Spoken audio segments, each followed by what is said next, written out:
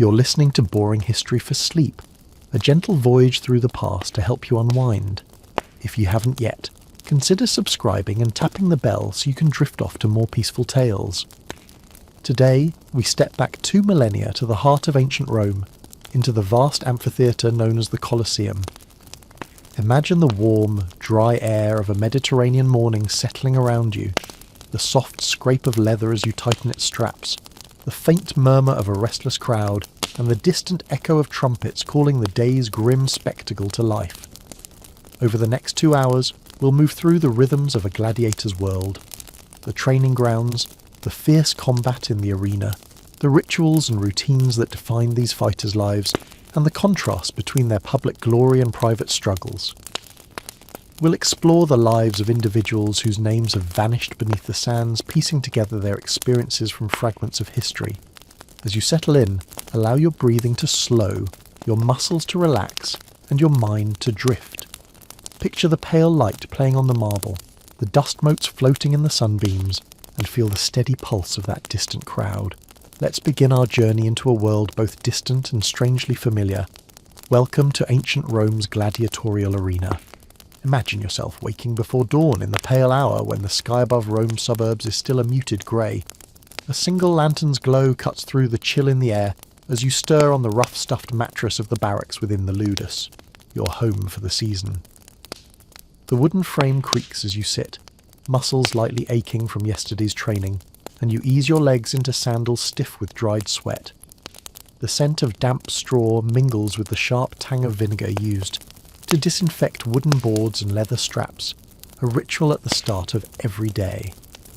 You stand and move silently through low-ceilinged corridors, the stone floor cool beneath your feet, and slip into a small courtyard where others are already gathered. The vast amphitheatre looms beyond the high walls, its arches faintly outlined in the morning light. Here, in this enclosed world, your life follows strict rhythms, rising, training, eating, practicing, resting, then repeating, always repeating. A servant emerges with a shallow wooden bowl of pulse, the simple porridge made from barley and water. You lift it to your lips, tasting the faint earthiness of the grain, the subtle salt added to provide some warmth for the day ahead.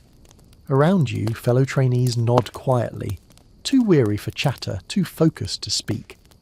The only audible sounds are the quiet clink of bowl against lip and the snapping of straps as trainers adjust their own equipment. After the brief meal, a horn's note calls you toward the training ground. You follow the narrow path between stone walls, feel the coarse gravel shift underfoot, and pause at the threshold where the sun's first rays warm the sand. A light breeze stirs, carrying with it the distant murmur of Rome waking beyond these walls. Merchants opening shops, carts rattling across cobblestones, the low bleat of goats in courtyard pens. But here, all is ordered, all is purposeful. Your instructor, a veteran who once stood beneath the Colosseum's gaze, awaits beside a rack of wooden swords, rudis carved from oak, polished smooth by countless drills. He's broad-shouldered and weathered, his gaze steady. He watches you approach, the way he watches each of you, searching for mistakes you may not notice. You take up your rudis, feel its weight in your hands and lift it in a practiced salute. Elbow high, sword vertical, palm outward, then lower into a guarded stance. You trace a slow arc through the air, muscles elongating, the wooden blade slicing a soft rhythmic whisper as you move. With each cut and thrust, you imagine the metal gladius you'll one day wield, the cool steel, the sharp point, the promise and peril within every motion. The session begins with footwork, the instructor's voice measured but firm. Step forward, pivot, strike. You imagine the grain of the earth beneath your feet, the rhythm of your pulse matching the beat of leather-thonged sandals. He corrects your balance, adjusts your grip, and these small refinements are etched into your muscle memory through repetition. As you train, let your breath find a slow, steady cadence. Inhale as you shift your weight, exhale as you bring the rudis in a controlled arc. Feel the dust rise in slender plumes at each turn of your foot. Sense the solidity of the sand, a constant companion that absorbs the echoes of every movement. When the instructor signals a break, you lower the sword and wipe the sheen of sweat from your brow with the back of a forearm. The air smells of sun-warmed sand and oiled leather. Nearby, a trainer offers each of you a skin of water. The liquid is cool and clear, trickling down your throat like a small relief. In this moment, there is no roar of the crowd, no clash of steel on steel, only the calm discipline of preparation. You and your companions stand together in quiet solidarity, each lost in your own thoughts, of the crowd's murmur, of the thunder of hooves and sandals on the arena floor, of what tomorrow's drill will demand. As the horn sounds again, you leave the training ground to return to the barracks. Your steps carry you through the narrow passageways, past rows of resting bodies cocooned in thin blankets. The soft chorus of breathing greets you, a reminder that each individual here lives beneath the same roof, bound by similar hopes and fears. Back in your small chamber, you find your gear waiting. A leather jerkin, a padded belt, and the simple tunica that will form your attire for the morning's march through the service corridors toward the Colosseum proper. Each piece bears subtle wear, evidence of the countless times it has been donned and doffed. You pull the tunic over your head, the coarse fabric brushing your shoulders, and fasten the belt, feeling it cinch at your waist. Before long, the distant horizon is brightening with gold. You step outside and join the line of gladiators moving toward the great amphitheatre. Thousands of spectators will soon fill its tiers, but for now, you pass beneath the empty archways where morning light dances on carved stone. Listen to the whisper of your own breathing, the soft rustle of cloak and leather, and the distant hum of the city beyond. Imagine yourself here, in the steady beat of this world. Each dawn repeated, each movement deliberate, each breath a quiet testament to endurance. The life of a gladiator begins not on the sands of the arena, but in these disciplined hours before the crowd stirs. Here, in the hush of prelude, their world takes shape. As the morning's drills conclude, the ludus falls briefly silent, save for the soft scrape of sandals and the muted clink of metal, as some trainees replace their wooden swords with lighter training blades. Now begins the more intimate work of preparation and care, tasks that sustain the body through relentless labour and steel. You find yourself by a low bench in a shaded corner of the courtyard, where the school's physician, often a former combatant turned healer, waits with a shallow basin of oil, cloth strips, and a small assortment of ointments. He gestures you over with a curt nod. Here, the warrior's body meets the tender ministrations of sapient hands. You sit and extend your arm, pressing the tiny muscles taut so the physician can inspect the skin and muscle fibres. The oil is warm, scented faintly of pine resin, and you feel it warm your flesh as he spreads it in long circular strokes. His fingers find knots in your biceps and forearm, easing them until the tension subsides. You breathe smoothly, each exhale soft and even, letting the tension dissolve. Next, he produces a small crude knife and a length of linen. With gentle precision, he removes minute slivers of calloused skin from your palms, a necessary ritual to prevent painful cracks during combat. The blade slides under the toughest layers, and though you are accustomed to some discomfort, this touch is clinical, almost antiseptic. You barely register the brief sting before a salve of honey and crushed herbs is pressed into the tiny cuts, sealing and soothing them. Once your hands have been attended, the physician moves down to your shins and ankles. He massages a greased cloth around your joints, checking for hidden strains. He nods once at your steadiness and moves on. He has many others to see before the midday meal. You rise and step to the side, turning to retrieve a small bucket of water and a rough cloth. With deliberate movements, you wash the oil and sweat from your arms, scrubbing until the water runs clear and the cloth is streaked with brown. The cool water invigorates, and you pause as you rinse your face, letting droplets trace paths along your temples. In the adjacent chamber, a handful of blacksmiths and armourers are at work, hammering out dents in training helmets, reshaping battered greaves and oiling leather greaves to maintain their flexibility. You pick up your own helmet, its bronze surface mottled with the patina of time. Using a coarse brush dipped in a mixture of sand and vinegar, you coax away the rust, each stroke revealing glimmers of golden bronze beneath. As you work, you listen to the rhythmic pounding of hammers. A heartbeat forges from molten metal. The sparks fly in brief, glowing arcs, then wink out as quickly as they appear. Beneath the din, a steady stream of gravel from the nearby quarry grinds under carts delivering fresh stone to shape into training obstacles. Mid-morning, a horn signals the next assembly. You and the others gather by the west gate of the Ludus. A line of sturdy mules stands patiently, laden with wicker baskets filled with more training equipment. Fullers, padded headgear, wooden shields. You shoulder yours, a rectangular scutum reinforced with raw hide, and step out onto the packed earth road that leads toward the tufa walls of the Colosseum service corridors. As you proceed, feel the warmth of the midday sun filtering through the open arches above, casting latticed shadows on the ground. Smell the faint sweetness of olive oil in the baskets, the sour undernote of sourdough loaves wrapped in cloth, and the distant hint of smoke from charcoal braziers in nearby workshops. Within the labyrinthine corridors that run beneath the amphitheatre's tiers, you find a small rock-cut hall where large stone benches flank a low table. Here the midday meal is distributed. Bowls of porridge enriched with bits of dried fig, strips of cured pork and a handful of olives preserved in brine. You take your place among the others, each finding their own quiet corner. The porridge is still warm, the figs sweet enough to cut through the grain's earthiness. The pork's fat melts across your tongue, a reminder of the high price of strength in this realm. Olives add a faint bitterness contrasting with the soup's richness.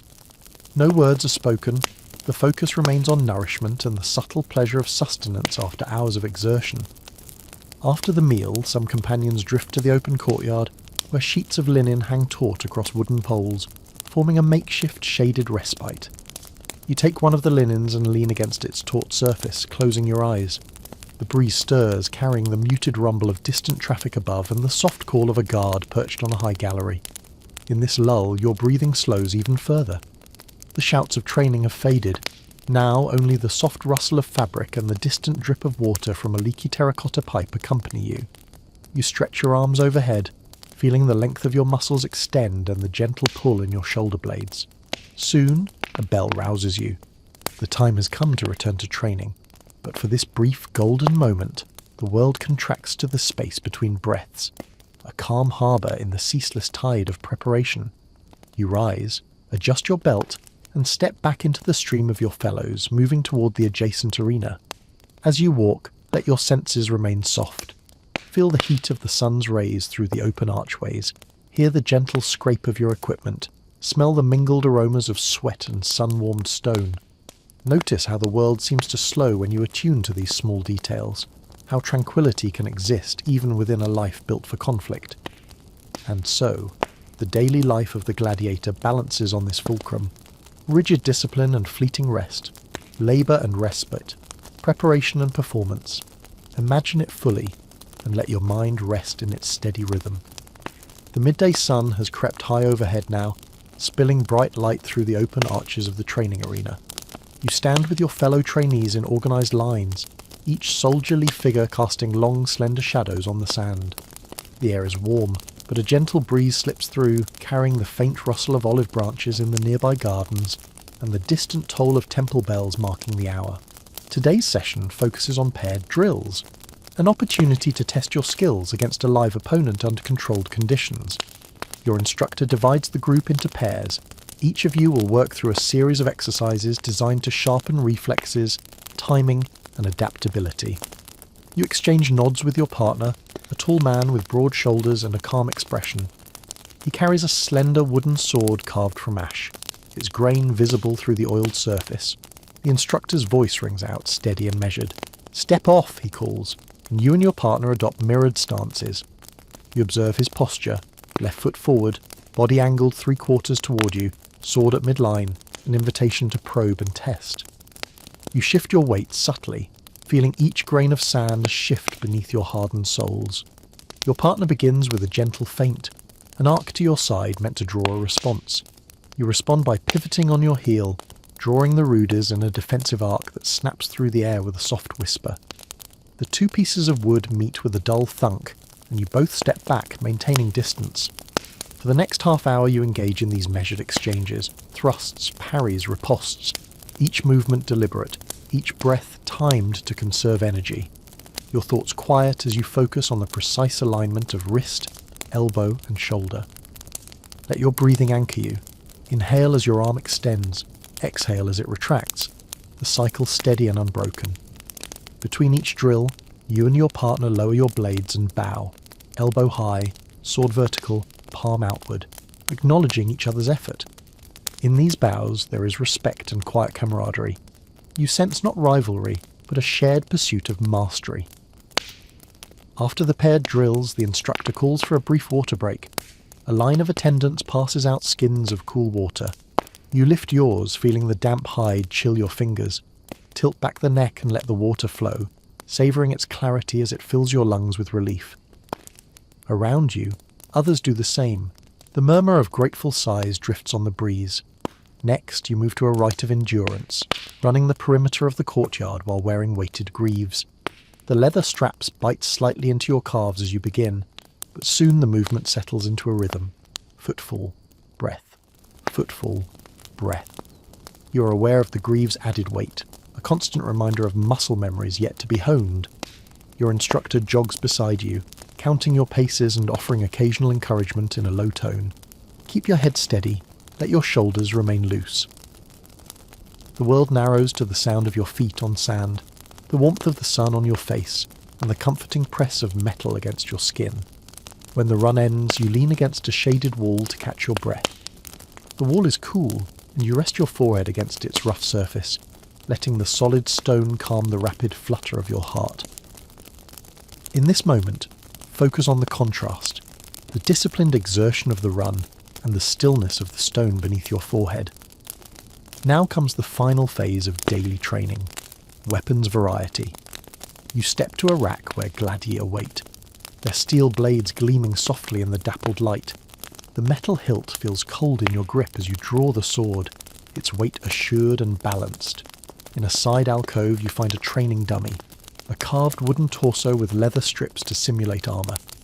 You approach and deliver a series of precise strikes, horizontal cuts to the ribs, upward thrusts beneath the chin, diagonal slashes across the shoulder. Each strike is measured, each blow controlled so the blade's tip never penetrates too deeply. The wood yields with a hollow crack, echoing softly through the corridor's vaults. As you work, notice the subtle scent of oil on the blade, the feel of wood fibres giving under each thrust. Let each movement be deliberate, each breath slow, each muscle aware of its purpose. Imagine the contrast when steel meets flesh in the arena, but for now, focus on the dummy's unmoving form and your own calm precision. Finally, the instructor calls an end to the day's formal drills. You return the gladius to its place, wiping the blade with a cloth to remove fragments of wood and to preserve its sheen. The sun is beginning its descent, painting the sky in shades of gold and rose. In the fledgling light of evening, the arena's arched corridors glow softly. You gather your belongings and follow the path back toward the barracks. Behind you, the sound of training winds down. The last call of a horn, the clatter of armour being set aside, the distant rumble of carts on Rome's streets. With each step, let your mind unwind from the discipline of practice, allowing the images of the day's exertions to fade into the comforting promise of rest. As you cross the threshold of the ludus, pause and feel the cool air of the shaded corridors, taste the faint sweetness of nearby pomegranate trees, and listen to the soft chorus of voices, from servants readying the evening meal to fellow trainees joking quietly among themselves. Here, in these final moments before dusk, the day's rigour gently gives way to shared solace and quiet anticipation of tomorrow's dawn. With the sun dipping low in the western sky, the day's final light filters through the arches of the ludus, painting the corridors in streaks of gold and amber. You make your way toward the communal hall, bare feet carrying you over worn stone slabs slick with the day's dust. The air carries a breath of evening cool, an invitation to pause and reflect after hours steeped in sweat and steel. Inside the hall, long wooden benches flank trestle tables heaped with earthenware bowls of grain, lentils, and a simple stew of vegetables and goat's milk cheese. The scent is familiar, the starchy warmth of boiled pulses, the faint tang of aged cheese, and the soft bitterness of leafy greens. You slide onto a bench beside comrades whose faces bear the quiet satisfaction of labour completed. Some stretch their legs, others massage sore shoulders with practised fingers. A server passes among you, ladling portions of stew into bowls. The broth, pale and silky, carries the earthiness of beans, punctuated by the sweet sharpness of diced vegetables. You lift your bowl and draw the spoon to your lips, letting the gentle warmth soothe your throat and fill your belly with comforting weight. Around you, the hum of low conversation ebbs and flows, mentions of tomorrow's drills, the instructor's keen eye, a subtle wager on which pair will spar most fiercely the next day. As twilight deepens, torches are lit along the walls, their flames dancing and reflecting off the polished shields stacked in the corner. Shadows waver across carved reliefs showing mythic heroes at their trials. Figures frozen in bronze that once served as silent inspiration for every aspirant here. You watch the firelight flicker over their stern faces and imagine the legends woven into every swing of the gladius. After the meal, the instructor calls you all together once more for a final ritual, the evening chant. It is neither battle cry nor hymn, but a measured chant in Latin, phrases rolling in time with the measured beat of fingertips on wooden shields. You and your fellows stand in a semicircle, shields resting in one hand, the other pressed against chest or thigh, voices rising and falling. Corde forti, animo stricto, per sanguinem et arenam nos sumus gladiatores. With each phrase, with strong heart, with focused spirit, through blood and sand we are gladiators. You feel the cadence steady your pulse. The chant ends in a slow decrescendo, voices merging into a single breath, then falling silent. In that hush, you sense the shared resolve, a bond beyond words, forged through discipline and endurance. From the chant, you move to a quieter moment of communal care. Some of the trainees take up bowls of warm water mixed with vinegar, and you see hands and feet being bathed. You find an empty bench, sit, and dip your own feet into the water. The cool liquid eases the ache in your arches, and you use a rough cloth to scrub away grime and sweat. The water turns murky, flecked with bits of dried dirt and sand, and you take the time to massage your feet, focusing on each tender spot. Nearby, a comrade tends to a slight bruise on his forearm, applying a poultice of crushed herbs and vinegar. Another cleans blood-smudged cloths for tomorrow's training. The scene is one of gentle solidarity. This is not showy heroism, but humble care, the quiet work that underpins every spectacle in the arena. As darkness settles outside, the torches are replaced by oil lamps hanging from iron rings. Their circle of light draws you inward, making the hall feel intimate and warm. Shadows retreat to the corners, and your thoughts turn inward as well, to the echo of wooden swords against shields, the taste of salt on your lips, the rhythm of breath and movement. Once your feet are clean, you stand and stretch, moving through gentle arcs to loosen your shoulders and hips. Feel the pull of muscles long engaged in exertion. Let each joint rotate slowly, deliberately. Inhale as you raise your arms overhead. Exhale as you fold forward, fingers brushing across your shins. Let the stretch release the tensions of the day, the rigid posture of drills, and bring you closer to the stillness of night. Then comes the final act before rest, dressing for slumber. You step into the small chamber that serves as your private space. A simple room with stone walls, a low wooden cot piled with straw and covered by a coarse woolen blanket. You shed your padded belt, slip off sandals and unlace your jerkin, hanging each piece in its place. The tunica you donned at dawn is now threadbare and stained. You swap it for a clean length of linen smoother against your skin. You settle onto the cot, blanket drawn up to your chest. The straw mattress is firm, but you sink into it just enough to feel its gentle cradle. The oil lamp outside the door casts a soft golden glow through the threshold, and you let your eyes close, focusing on the steady pulse of your breath. In the quiet darkness behind your eyelids, recall the day's sights and sounds. The hiss of wood on wood, the warm thud of gladius on training dummy, the soft murmur of the chant. Let each image drift by without clinging, like leaves carried on a slow-moving stream. Notice the gentle rise and fall of your chest, the comforting weight of the blanket, the distant echo of footsteps in the corridors. If a worry surfaces, tomorrow's drills, the thought of the crowd, acknowledge it and then release, like watching a bird take flight and vanish into the sky. Return your attention to breath. Inhale calm, exhale tension. As the lull of rest deepens, allow the steady rhythm of your body to guide you. Remember that tomorrow will bring repetition of these rituals. Training, care, ritual, rest. But for now, embrace the hush of evening in the ludus, the gentle lullaby of ancient stone and flickering light. The life of a gladiator begins and ends with this simple cycle, dawn drills and dusk's reprieve. As you drift towards sleep, imagine the distant roar of the amphitheatre replaced by this quiet peace, your body soothed, your mind unhurried, your spirit ready for the new light that will come with the dawn. Imagine yourself in the heart of Thrace, a land of rolling hills and dense forests where the air carries the damp musk of decomposing oak leaves, and the distant calls of birds echo through the canopy. Here, in the rugged countryside, a young man named Spartacus begins his journey, a journey that will intertwine his fate with the sands of Rome's grandest amphitheatres. Born around 111 BCE, Spartacus is said to have been a member of a Thracian tribe adept at horsemanship and archery. As a child, his world pulses with the rhythm of nature, dew-damp grass brushing against his feet, the low murmur of creeks weaving through glens, and the distant rumble of rain on wooden huts. Days are filled with the steady beat of training, learning to wield a bow and to ride, while evenings bring the crackle of communal fires and muted tales of ancestral heroes. Yet Rome's reach extends beyond its cobblestone streets and marble columns. It reaches into the heart of lands like Thrace.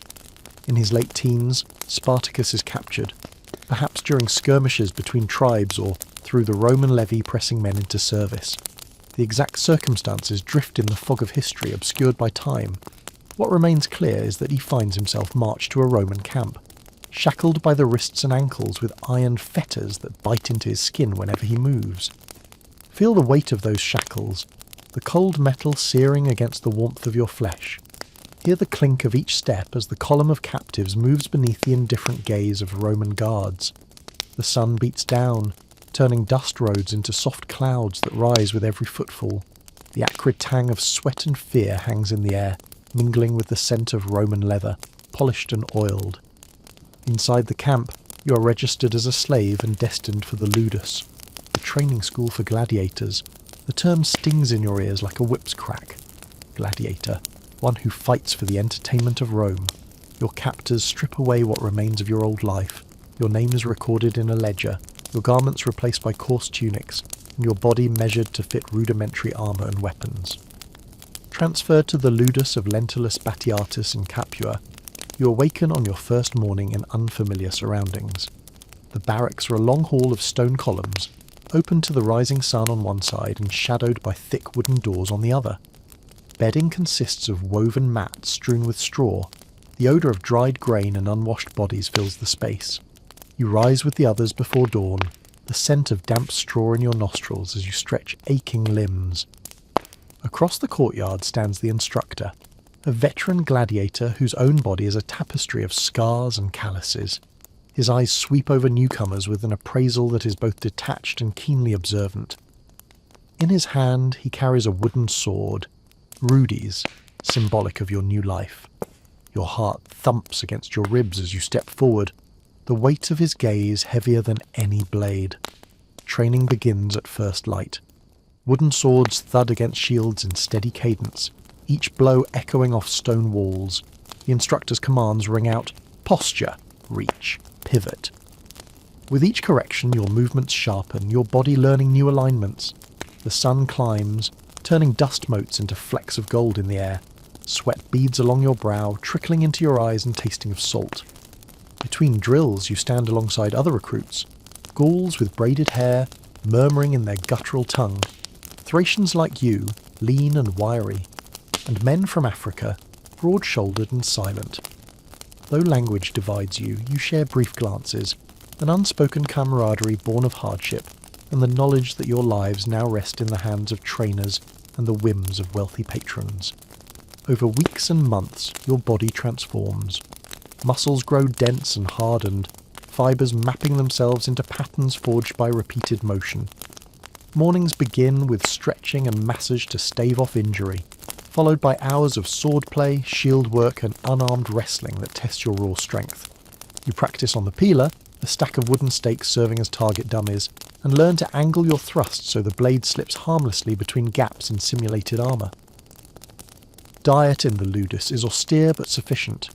Bowls of buckwheat porridge, lentils stewed with onions and leeks, and occasional servings of salted pork.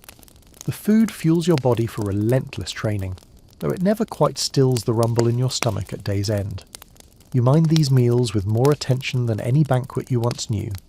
The simple act of chewing becomes a ritual, each bite savoured for its warmth and sustenance.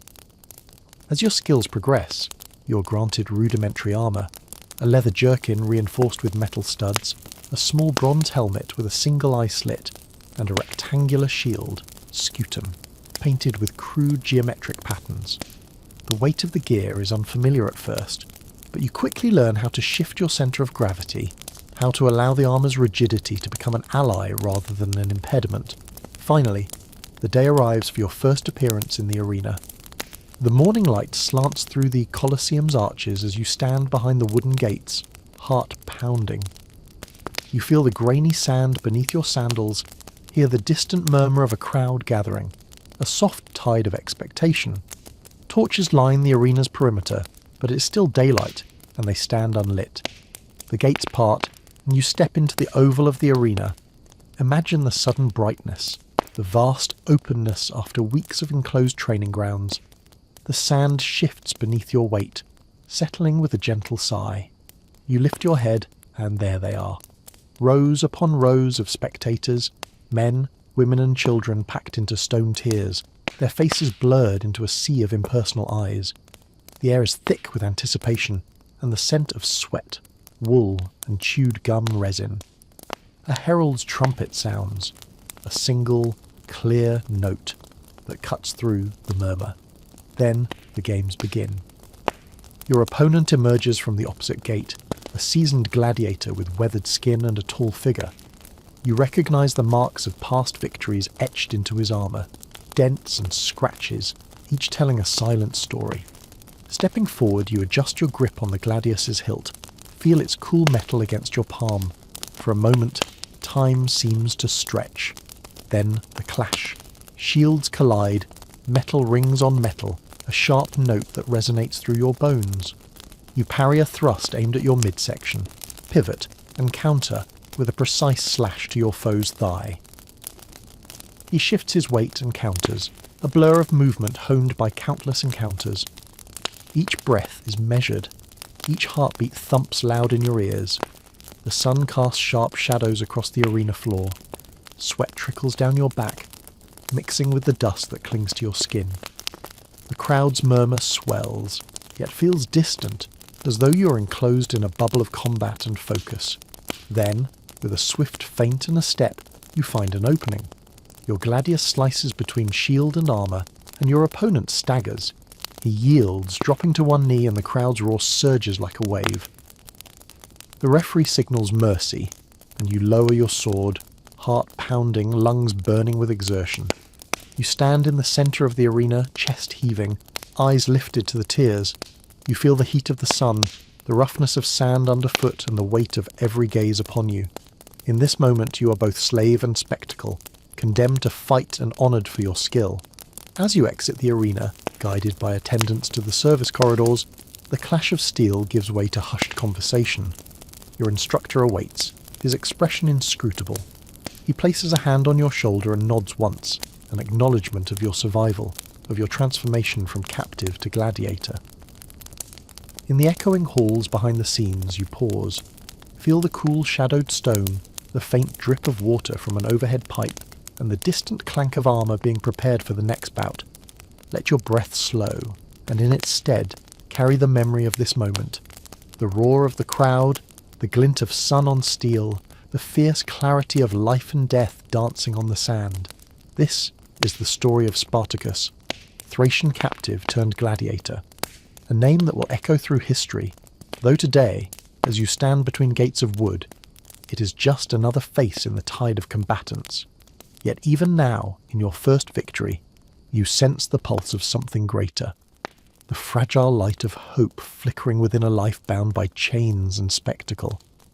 After your first taste of the arena's heat and the rush of victory, the days that follow are a wave of repetition, each dawn bringing renewed drills and renewed tests of skill. The world of the ludus, once alien, now feels like the only place you understand. Your body moves with a grace that surprises you, feet sweeping through sand with precision, arms arcing in practice strikes, eyes tracking every motion of a wooden opponent. In the quiet moments between drills, you find yourself drawn to another newcomer, Crixus, a Gallic warrior whose braided hair and towering frame speak of northern forests and fierce battles. Though words escape him in Latin, you share silent respect through mirrored training movements. His shield press, your parry, your thrust, his counter. In his presence you sense both challenge and companionship, two hearts beating with the same rhythm under the stern gaze of Batiatus's instructor. Batiatus himself is a figure of contradictory warmth and menace. He admires results and punishes slackness with equal measure. On certain afternoons you stand before him as he inspects your gear, the curve of your gladius's edge, the alignment of your scutum's rim, and offers curt praise. Good posture, Thracian, he might say, voice low, eyes bright. You feel a spark of pride at his approval, brief but potent before the weight of expectation returns to press in on your shoulders. Beneath the marble arches of the villa adjoining the training grounds, slaves prepare the evening spectacles. You watch as painters apply vivid reds and blues to helmets, forging the first impressions the crowd will carry into the arena. You see glimmers of yourself in the reflective bronze, wondering which colours will mark your own persona when you step through the gates. Will you be the stoic foreigner or the fearsome barbarian? The choice, in truth, is not yours to make, but you imagine the effect. A flash of blue crest in the sun, a roaring crowd leaning forward in anticipation. Your repertoire of moves grows too. The overhead vertical cut, verticulum designed to split a shield's rim, the sudden feint falx, meant to draw an opponent into misstep. Each technique you learn is named in Latin, given weight by the eloquent syllables, vectis, glans, vulnus. You speak them softly in the privacy of the chambers at night, letting the exotic sounds anchor you in this new identity. Yet in the depths of your mind, memories of Thrace stir. You recall the cool rush of mountain streams, the songs of your childhood drifted across smoky torches, and the laughter of kin around crackling fires. These memories are fragile wisps against the clamouring demands of the ludus, yet they sustain you. When exhaustion weighs on your limbs like lead, you close your eyes in a brief reverie. Imagine your bare feet treading soft grass, the scent of pine needles carried on a mountain breeze. One afternoon, a token of that world reaches you, a slender reed flute smuggled by a sympathetic servant who once worked near your village. It's crude, fashioned from hollow cane, but when you bring it to your lips and breathe, the notes that emerge are unexpectedly warm, faint echoes of a home now oceans away. You play a slow, lingering melody in the quiet of the training hall, careful to keep your eyes open lest the instructors spy you.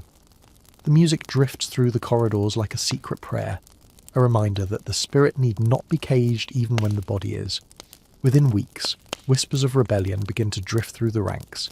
You hear of Crixus's simmering anger at Batiatus's cruelty, of stolen moments where chains are loosened and eyes glance toward the service tunnels that lead beyond the walls. At first, you dismiss these as fantasy, dangerous even. Yet as you stand in the dim glow of an oil lamp cleaning your sword, the clang of metal on stone echoes like a heartbeat, reminding you that every tool used for training can become an instrument of freedom. In the mornings, when the horn sounds, you march to the drills with new resolve. Each feint and thrust holds deeper meaning, not just the mastery of steel, but a chance to learn vulnerabilities in the system itself. You watch guard rotations, count the echoes of footsteps, note the way audiences filter into the amphitheatre seats. Knowledge becomes a weapon alongside your gladius. As the season of games approaches its zenith, you sense a shift in the air. The crowds grow larger, anticipatory, and the stakes of victory higher. Batiatus's villa hums with activity. New gladiators arrive in chains, merchants bring spices and wine, and nobles plot wagers on outcomes unseen. In this charged atmosphere, a spark is lit, not in shouting crowds or clashing blades, but in the silent accord between you and Crixus. A fleeting nod in the corridor, a shared glance across the training yard, and you know that someday soon the walls of this ludus will feel too small for the fury and hope that burn within your chest. As night falls and torches flare in preparation for the next spectacle, you retire to the barracks, heart racing not with fear of combat, but with the possibility of something beyond. Freedom. Let this feeling settle in your mind like the hush after a great storm. Breathe with the rhythm of hope and resolve, and ease into the knowledge that your story, though bound by chains and spectacle, is beginning to transcend them. In the pale light of dawn, you stand on the grassy slopes above Mount Vesuvius, the outlines of the Bay of Naples shimmering in a distant haze. This is no longer Capua's training grounds, but a refuge on the open land, wild thyme underfoot, the rumble of the sea faint in the distance. At your side stands Crixus, and a growing band of former gladiators, Thracians, Gauls, and other captives freed in the night's flight. Each face bears the marks of chains and arena scars, but beneath the rough tunics and leather jerkins a shared flame of resolve flickers. It began with a crack in the wall. One moonless night, a handful of you, Spartacus and Crixus foremost, pried loose stones from a service corridor, nudging aside loose earth until a gap just wide enough to slip through. Feel the thrill of fresh air on your face as you emerge into the courtyard, the hush of the guards lulled by slumber. One by one, you guide your brothers into the night, the clink of fetters muffled by cloth, the soft exhalation of relief in each careful breath. Now, in the quiet hilltop sanctuary, you trace the arc of your journey. The world of the Ludus becomes a memory, a place of discipline, but also of captivity. Beyond the shadows of the trees, fields stretch into the horizon, each step promising both danger and reprieve. You gather everyone in a loose circle, the flicker of torchlight painting faces in sepia tones. You speak in Low Latin, "Liberi sumus," we are free. The words feel heavy on the tongue, yet bright as dawn. In the days that follow, you teach your band the arts you learned under Batiatus's stern eye.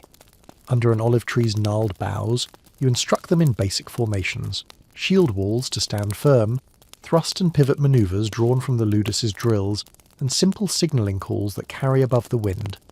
Each exercise is deliberate, each voice measured, each movement absorbing the sun's warmth as it filters through leaves. For sustenance you forage for wild herbs, rosy clusters of sorrel for sharp flavour, fennel bulbs whose sweet aniseed scent through the morning air, and tender shoots of asparagus rising from cracks in the limestone.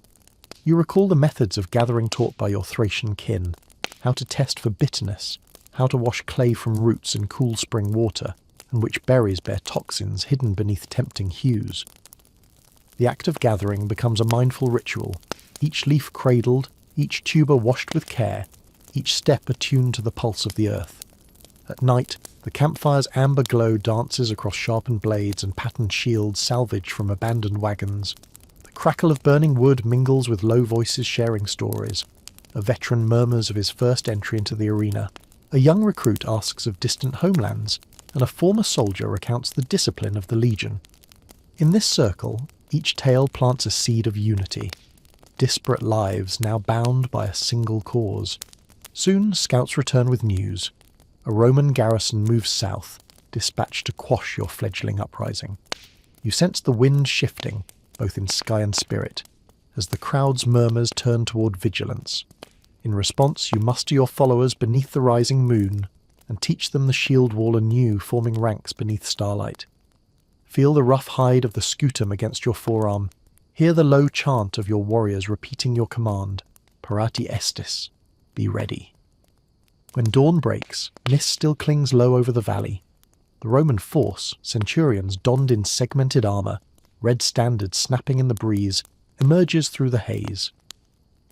In the narrow defile, your band holds the higher ground, silhouettes sharp against pale light.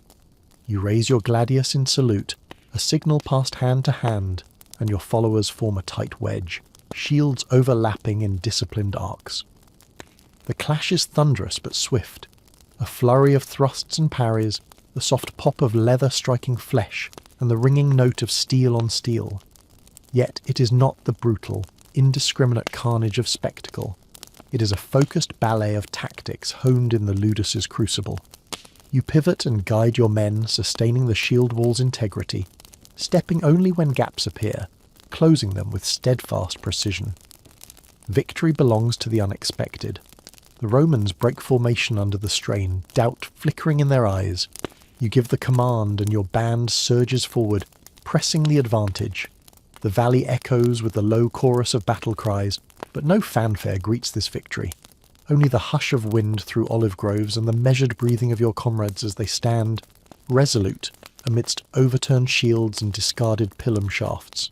In the aftermath you mark the fallen with solemn care, laying each on a bed of fern fronds and raised stones. The wounded lean on neighbours' shoulders, grown soft in the cool air. You distribute water from goat skins and press oil into minor wounds, recalling the physician's ministrations at the ludus, each touch careful, each pause respectful. By midday, you gather your force once more. The path south to Vesuvium's slopes beckons, toward freedom's promise in open country and the hope of more supporters in nearby towns. As you strike camp, let the sun's warmth on your shoulders remind you of what you fight for, not merely survival in the arena's sand, but the chance to write your own story under the wide sky. This chapter in Spartacus's tale is not defined by singular spectacle, but by the quiet forging of solidarity, by the hush of foraging, the measured beat of drills under the olive trees, and the fierce determination that leads broken men to stand together. Imagine yourself here, amidst the steady rhythm of preparation and the soft murmur of shared purpose, as the revolt gathers momentum and the promise of liberation swells in every heartbeat.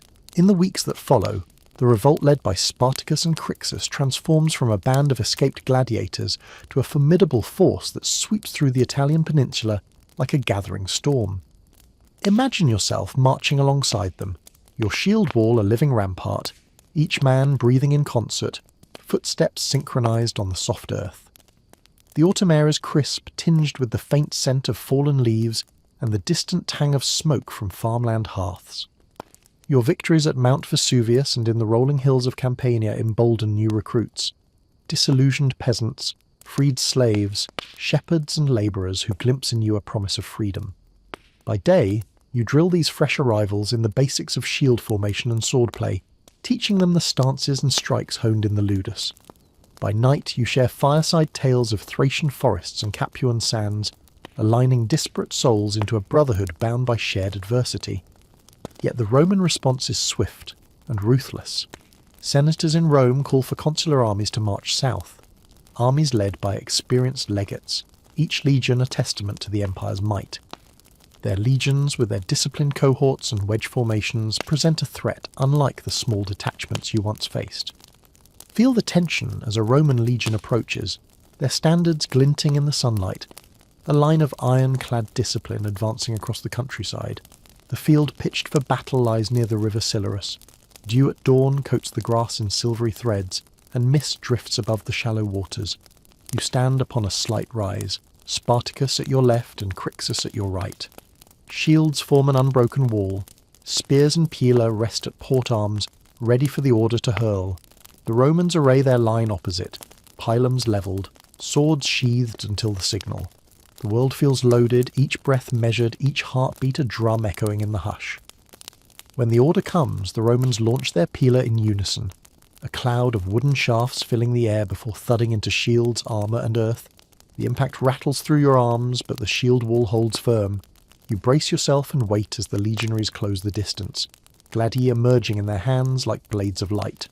The clash is thunderous. Shields and swords collide, metal rings out, cries from both sides puncture the air. The battle rages for hours. Your formation, though less equipped than the Romans, moves with agility. You pivot on the edges of the shield wall, create gaps for thrusts, and then close again, trading precision for surprise. You parry a Roman's rampant strike, step forward, feel the steel blade press against your leather jerkin, and counter with a thrust to his shoulder. His cry echoes in your ears, yet there is no time to savour the moment. The tide of battle surges. As midday sun climbs, the field is strewn with fallen combatants on both sides. Dust and blood mingle on the grass. The scent is sharp with iron. You press on, rallying your men with shouted commands. Ad dextrum, ad sinistrum, manete firma. To the right, to the left, hold firm. In the tumult you glimpse Spartacus fighting bare-chested, muscles rippling with each swing of his sword. Crixus battering through Roman lines with the force of a hurricane. Gradually their discipline falters.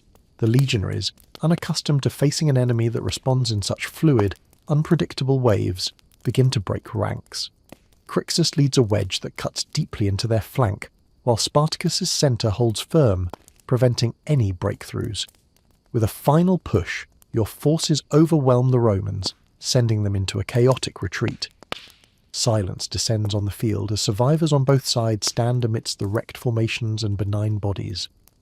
The victorious lift their gladiator, voices raised in a subdued but powerful cheer, no fiddles or trumpets, only the breathless exhalations of men who faced death and prevailed. Yet even in victory you feel the weight of cost. Friends lost, futures uncertain. In the hours that follow, you tend to the wounded, strips of cloth pressed into gashes, oil warmed and spread to ease swelling, murmured prayers offered in the midday light. The old physician you once knew in the ludus appears among you, having slipped away under cover of night. His hands fly with practiced precision, the memory of the drum-tight skin of gladiators guiding him in this field of makeshift surgery. Then comes the season's end. Winter approaches, and the Romans, regrouped, return with fresh legions. Their generals, such as the cunning Crassus, recognize the need for strategy beyond open battle. They fortify their camps, build entrenchments, and use the landscape to hem in your forces. You sense the tightening noose as each path of retreat is blocked, each river crossed guarded by watchful sentinels. The final confrontation looms in Lucania's hills. The air is thick with frost, each breath leaving a cloud of vapour that drifts across your visor's slit. Your numbers have dwindled through the campaigns, the eager faces of freed slaves now replaced by solemn veterans whose eyes carry the stories of too many battles. Yet the will to fight burns in each of you like coals under winter ash. On the eve of battle, a hush falls over the camp. You stand beneath a canopy of olive branches surrounded by tattered banners of revolt. Spartacus addresses you in the fading light, his voice measured but resolute. This night, we face not only legions of Rome, but the weight of chains that once bound us. Remember why we stand, what we fight for, libertas. The word resonates like the toll of a distant bell. In the dawn's cold grey, the legions emerge.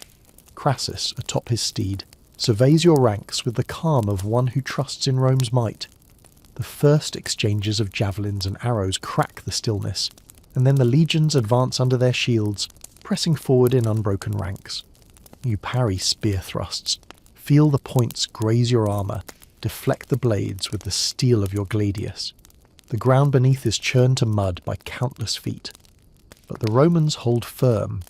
Their discipline, their training, and their numbers begin to turn the tide. As your shield wall strains, gaps appear. You rush to fill one, only to be met by a surge of legionaries who force you back. Around you, comrades fall, cries swallowed by the thunder of marching feet. Spartacus fights at your side, but the noose tightens. In a desperate bid, you surge toward a hillock that offers a vantage point, perhaps an escape route, but the Romans anticipate every move. Crixus, leading a countercharge, falls under a hail of pilum, his braided hair stained with earth and blood. The sound cuts like a blade through morale. As evening settles, the revolt crumbles into fragments. Spartacus, seeing the hopelessness of further resistance, orders a retreat into the mountains. The survivors slip away under cover of darkness, leaving the field to Rome's vigilance. You trudge through rocky passes, cloak drawn, sword at your side, each step heavy with the knowledge that this end is but another beginning. By the end of winter, the revolt is subdued. Spartacus's fate remains uncertain. Some say he fell in battle. Others claim he escaped and vanished into legend. Yet his legacy endures, a testament to the flicker of freedom that burned within those who once marched to the Colosseum's drum. As you stand amid the silent hills, snow swirling around your feet, let the memory of this saga settle in your mind. Feel the rhythm of marches, the clash of steel, the rise and fall of rallying cries, and the silent hope that sustains rebels against all odds. This is the story of Spartacus, the gladiator who dared to challenge the might of Rome. And though his tale ends in sorrow, it begins anew in every whisper of defiance, every breath drawn in the pursuit of liberty. Imagine yourself stepping into the cool shadow beneath the Colosseum's towering arches at dawn, the stone pillars still shrouded in mist and the first golden rays of sunrise glinting off time-worn travertine. Though the arena's sands have been trampled by feet and echo with centuries of silent memories, it is here, beneath the roaring masses and the spectacle, that archaeology peels back the layers of history. In the year 2018, a team of Italian archaeologists bent under metal detectors and brushes unearthed a peculiar cache beneath the amphitheatre's north corridor. Here, within a narrow gully once used to drain rainwater and blood alike, lay dozens of small metal tokens, fist-sized, crowned by the visage of a gladiator helmet on one side and an amphora on the other. Each was stamped with a series of marks, tallying numbers, letters, and cryptic symbols. As you crouch beside these tokens, imagine the soft scrape of brush on stone, the faint scent of earth long sealed from light, and the thrill that pulses through an archaeologist's heart. These tokens, it seems, served as ration coupons, a currency for food and water for gladiators in training. Each day, a gladiator would surrender one token in exchange for the morning's allotment of pulse or the midday meat ration. Clutch one between your fingers, feel its weight, its smooth surface worn by countless palms. Trace the engraved helmet, noting the artist's careful lines, an eyewitness rendering of the Geistes-class helmet, once worn by fighters specializing in bare-knuckle combat. On the reverse, the amphora hints at wine rations, vital for morale and strength in equal measure. Nearby, the excavation revealed fragments of a wooden ledger, charred and waterlogged, but its edges intact. Conservators painstakingly treated each piece with polyethylene glycol, stabilizing the fiber. Under infrared imaging, traces of ink, preserved by mineral salts, became legible. Columns of Latin abbreviations record legio, law, pauci, few, mult, many. These entries corresponded to the tokens, providing a window into the daily administration of the ludus. Picture the scribe's cramped handwriting, the scratch of reed pen on board. He noted the strikes given, the tokens sipped out, perhaps marking debut fights, a gladiator's first token exchange recorded with a flourish to signify the transition from trainee to performer. Excavations in the surrounding area unearthed a separate, more enigmatic find. A mosaic floor in what was once the manager's chamber, hidden under centuries of rubble. The mosaic depicts a figure resembling a gladiator, helmeted and draped in a cloak, holding a stylus in one hand and a scroll in the other, an unusual portrayal of a man of letters rather than a fighter. Scholars speculate this may represent the lanista himself, the trainer and owner of gladiators, underscoring that knowledge and strategy were as revered as physical prowess. Intricately laid tesserae form the contours of his visage, the curve of his brow beneath the helmet, the calm composure of his gaze, the precise folds of his toga. Each cube of coloured marble seems to breathe life into his features, a reminder that the class system of Rome allowed for complex narratives to be coded into stone. Elsewhere, researchers uncovered layers of calcified deposits in the service tunnels, a build-up of mineral-rich water dripping through cracks in the structure for centuries. Within this hardened crust, microfossils of pollen grains were preserved, allowing experts to reconstruct the ancient landscape. The data revealed that vineyards once climbed the Colosseum's southern slope, and groves of fig trees thrived in the Forum Valley below. Imagine these surroundings as you wander the ruins: fig-stained pathways, vines heavy with fruit, and the lingering aroma of fermented wine drifting between arches. Archaeobotany thus extends beyond the walls of combat, weaving the gladiator's world into the wider tapestry of Roman agriculture and trade. One of the most haunting discoveries lies deep beneath the Hypogeum, the labyrinthine subterranean passages where beasts and fighters awaited their cue. In one chamber, a series of graffiti scrawled on rough plaster walls spoke in crude Latin, scratched by hurried fingers. Amicus meus te preclarum spectavi, my friend, I saw you shine brilliantly. Others bear pleas, Jupiter, protege imperatorem, Jupiter, protect the emperor. These markings left by gladiators evoke moments of hope and prayer in the dim hush before combat. Imagine pressing your palm against the cool plaster, fingertips brushing the etched letters. Feel the weight of their longing and the dark hush of the tunnels, a world apart from the blazing sun and the roar above. Here, fear and faith intertwined in whispered prayers scratched into stone. Above ground again, you consider the grand design of the Colosseum, the way its tiered seating curves like an amphora's belly, each arch a rhythm that guides the eye upward toward the sky. The building materials, travertine limestone from Tivoli, tufa from the Alban Hills, and brick-faced concrete, attest to Rome's mastery of engineering and resources drawn from across the empire. In your mind's eye, let the building's inner beauty settle. arches framing empty sky, corridors weaving like ribbons through stone, the gentle curve of the seating tiers creating a silent amphitheatre, even without an audience. This is architecture's lullaby, monumental yet harmonious, a testament to human ingenuity tempered by calm proportion. As you leave the Colosseum and step onto the cobblestones of modern Rome, carry these archaeological whispers with you, tokens exchanged in silent camaraderie, graffiti etched in fear and faith, mosaics proclaiming the power of knowledge, and the scent of figs and wine lingering in the amphitheatre's stones. These fragments form a mosaic of memory, an archaeological lullaby that beckons you to listen beneath the roar and find the quiet heart of history. In the quiet hush of early morning, long before tourists fill the pathways, you make your way to the underground hippodrome of the Colosseum, a labyrinthine beneath the arena floor where time has folded layers of history into silence. The stone steps descend into cool darkness, and as your eyes adjust, you discern the rough-hewn walls scored by centuries of moisture and footsteps. Archaeologists have spent years probing these chambers, guided by lantern light and careful measurement. Here, behind sealed gates, lie remnants of the mechanisms that once powered the spectacle above.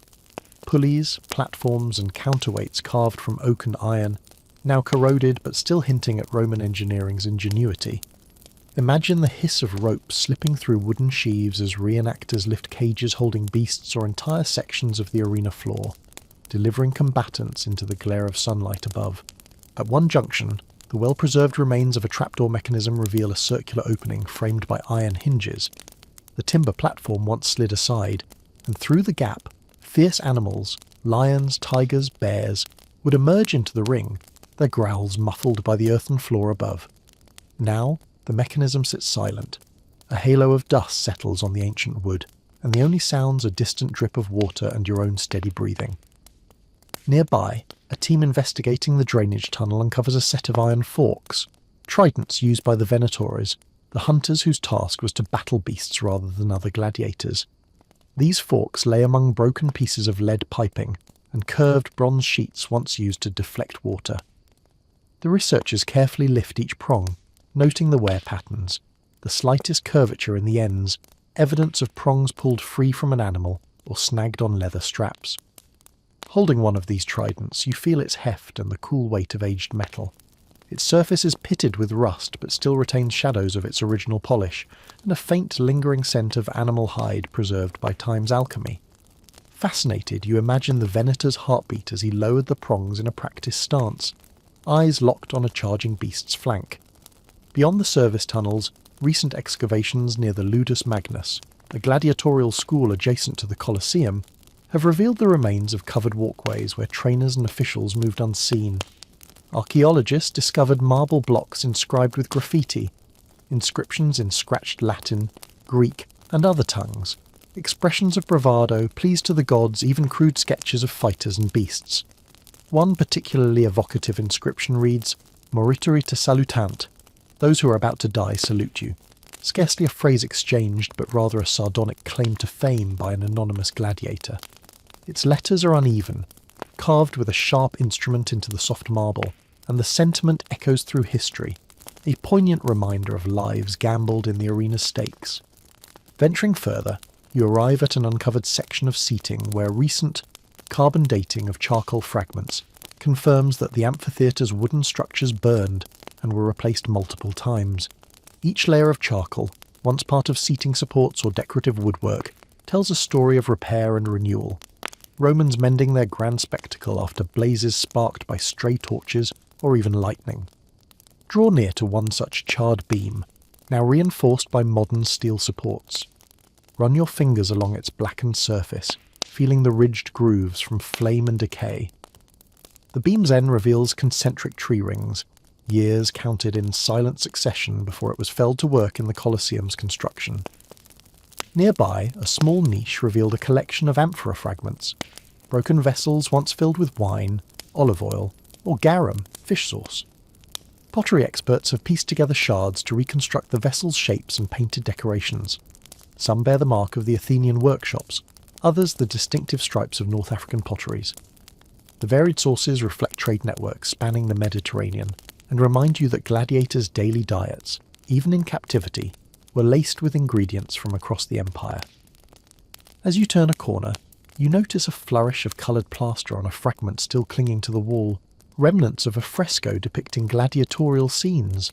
Two fighters locked in combat, their forms outlined in deep red and powdered white. Conservators carefully brush around the edges, teasing the pigment from the surrounding stone. The fresco's colours, though faded, still glow against the grey backdrop, whispering of an era when the Ludus's walls were vibrant with imagery, meant to instruct and inspire. Above, shafts of sunlight pierce through ventilation openings, illuminating specks of dust that dance in the beam, a quiet ballet in the hypogeum's gloom. Each mote carries a fragment of centuries' breath, drifting where machinations once whirred and beasts once paced. In a secluded chamber, archaeologists have identified a burial pit where at least a dozen remains lie arranged in rows, haphazard but careful. Osteoarchaeologists study these bones, noting signs of healed fractures, muscle attachments indicating extensive use, and occasional sharp trauma from blade strikes. DNA analyses suggest varied geographic origins: a man from Iberia, a youth from Gaul, and another from the eastern provinces. In death, as in life, the arena's fighters represented the diverse peoples of the empire. Standing above the pit, you close your eyes and breathe deeply. Picture each skeleton's story: the man who survived a failed experiment only to fall in a later bout, the athlete who learned to stand alive again after breaking a leg, only to face the sword's edge, the youth whose life ended too soon but whose bones now speak across millennia. Emerging from the hypogeum into the pale daylight, you carry with you a mosaic of these archaeological wonders. Feel the ancient tokens, the ledger's ink, the mosaic's tesserae, and the bones of fallen fighters, all urging you to listen beneath the roar. This is history unearthed not in grand narratives but in quiet fragments, the tangible echoes of lives shaped by struggle, spectacle, and the relentless passage of time. Allow these discoveries to drift through your mind like gentle waters, each detail a pebble set in the vast mosaic of Rome's past. As you leave the stones behind, let the soft cadence of archaeological whispers guide you back above ground, where marble arches await, and the sun warms your face in welcome. In the cool hush of the Colosseum's substructure, one of the more enigmatic discoveries lies not in masonry or metal, but in delicate clay lamps unearthed near a narrow alcove once used by attendants. These lamps, often overlooked by early excavators, are small vessels shaped like shells or leaves, their spouts blackened by soot and painted with simple motifs: laurel wreaths, stylized waves, or tiny palm leaves. Holding one of these soon-to-be lighted lamps, imagine dipping its tip into olive oil, the thick liquid pooling within the curved clay. You would light a stick of thyme or rosemary, then touch the lamp's wick, watching a small, steady flame emerge in the quiet darkness. This soft glow once guided attendants through dim corridors, revealing the carved edges of stone and the smooth finish of wooden mechanisms. The flickering light would dance on beasts' cages, half-visible shapes shifting as lions and tigers paced above. It would cast long shadows on walls marked by gladiators' graffiti, illuminating prayers and names etched in haste, then vanish in a swirl of darkness as the attendants hurried forward. The lamp's humble flame stood between order and chaos, between the safe confines of the hypogeum and the thunderous spectacle above. Nearby, conservators have undertaken a breathtaking restoration project, reassembling the wooden framework of a gladiatorial cage.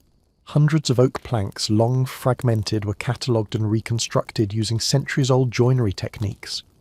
Each plank bears Roman numerals, stenciled marks that once guided ancient carpenters in assembling the structures rapidly before each show. Imagine standing before this cage in its restored form, aged oak polished by modern craftsmen, iron bands reinforcing its frame, and at its centre, the open doorway through which both man and beast would step into the arena's light. You feel a shiver of anticipation, thinking of the roaring crowd above, and the sudden burst of light and sound that would greet every entry.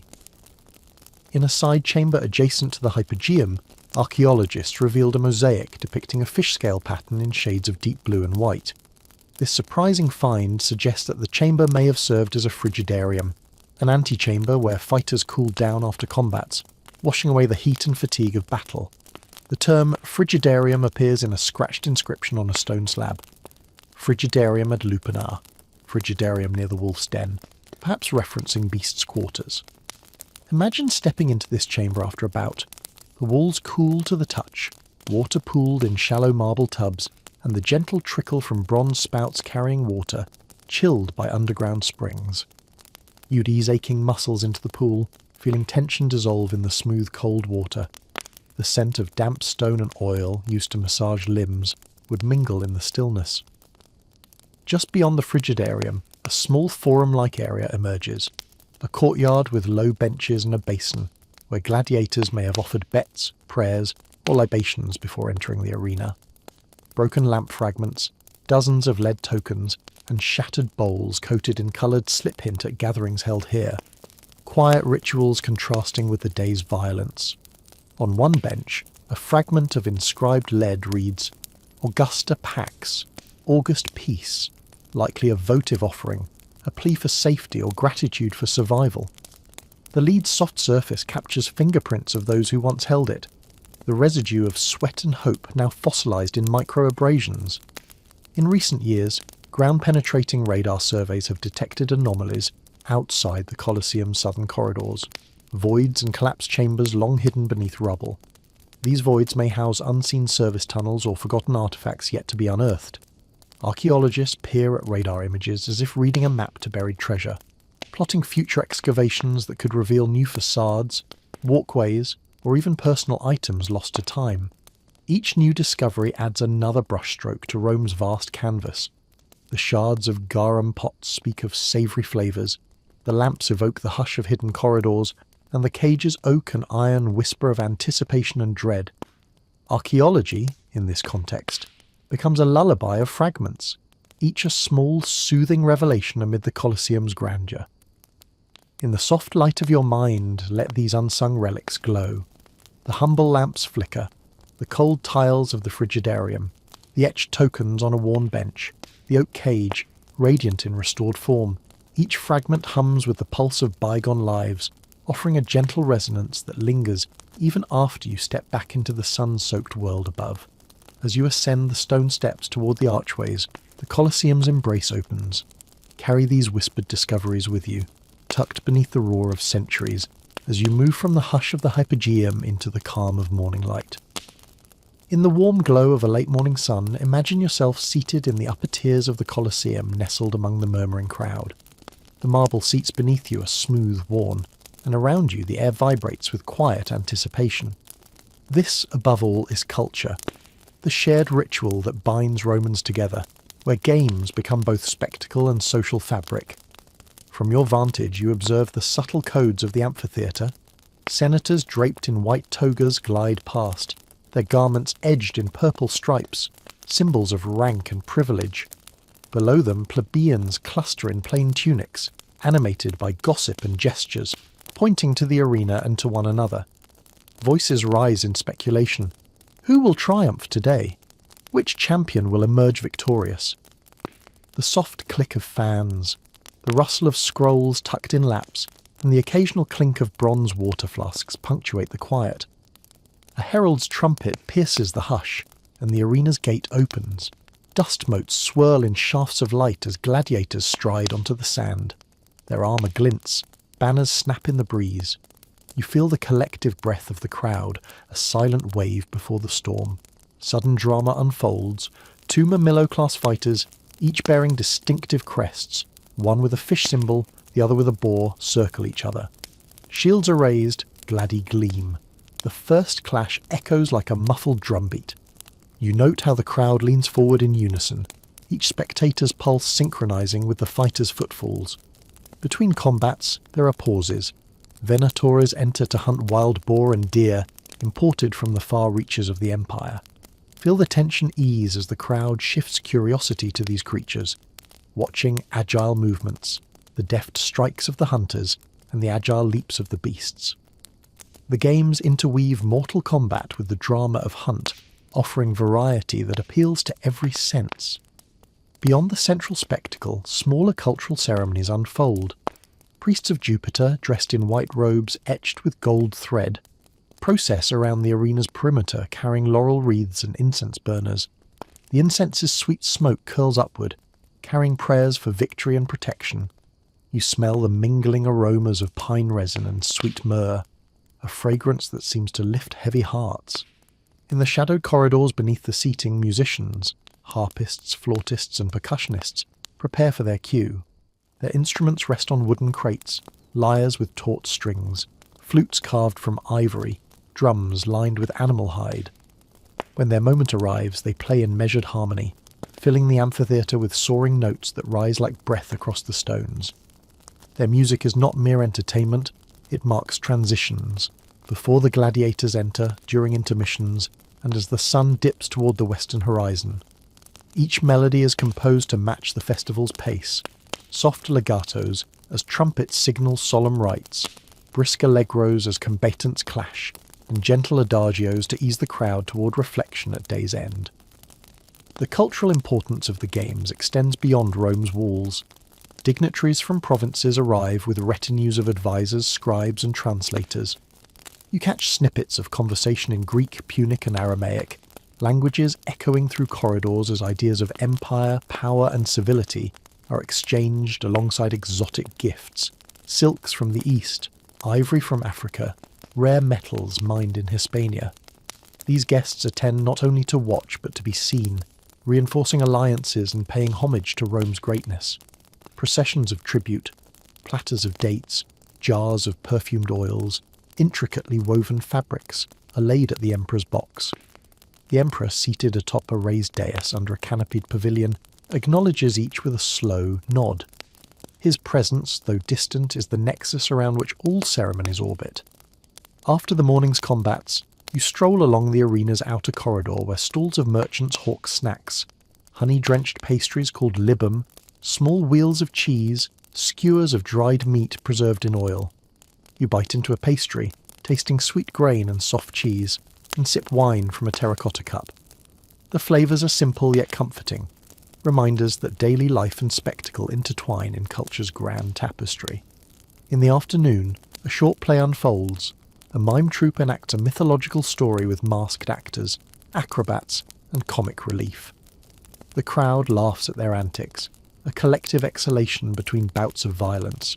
The juxtaposition of humour and bloodshed underlines a core Roman belief, life's duality, tragedy tempered by laughter, pain balanced by merriment.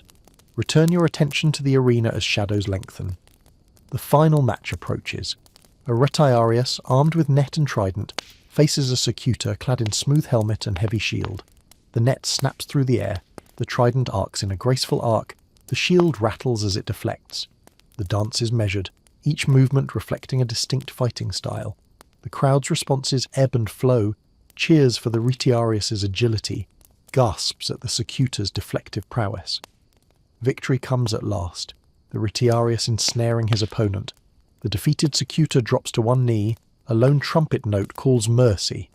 The victor raises his hands and the crowd bursts in applause, a roar that reverberates through arches. As dusk settles, priests again process, this time collecting offerings and sprinkling consecrated water over the sands. Performers offer thanks to their patrons, chanting in chorus. These words form a final benediction, a benedictus echoing off walls that have witnessed centuries of life and death. As torches are lit along the corridors and the crowd streams out, you linger in the amphitheatre's heart, savouring the hush that follows spectacle. Here, in the quiet after applause, culture breathes in stillness, the echo of music fading into silence, the footsteps of departing audiences, the last flicker of torchlight on travertine. Imagine the soft murmur of night breezes and the distant call of night birds as the Colosseum settles into restful quiet. Let this final scene wash over you.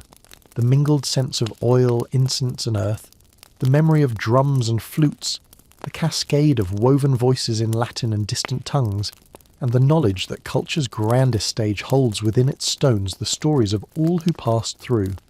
As you close your eyes in this serene hush, let the Colosseum's cultural tapestry cradle you, each thread a moment of shared human experience, gentle as a lullaby, guiding you toward peace and, perhaps, toward sleep. Imagine yourself descending a gentle marble staircase into the atrium of a wealthy patrician's domus. an urban mansion nestled along a quiet side street of Rome. The morning light filters through an open compluvium, pooling in the impluvium beneath, a shallow, marble-lined basin that captures rainwater. Around you, the walls are frescoed with scrolls of gold, vine leaves, and azure backgrounds, their colours softened by centuries but still vibrant enough to captivate the eye.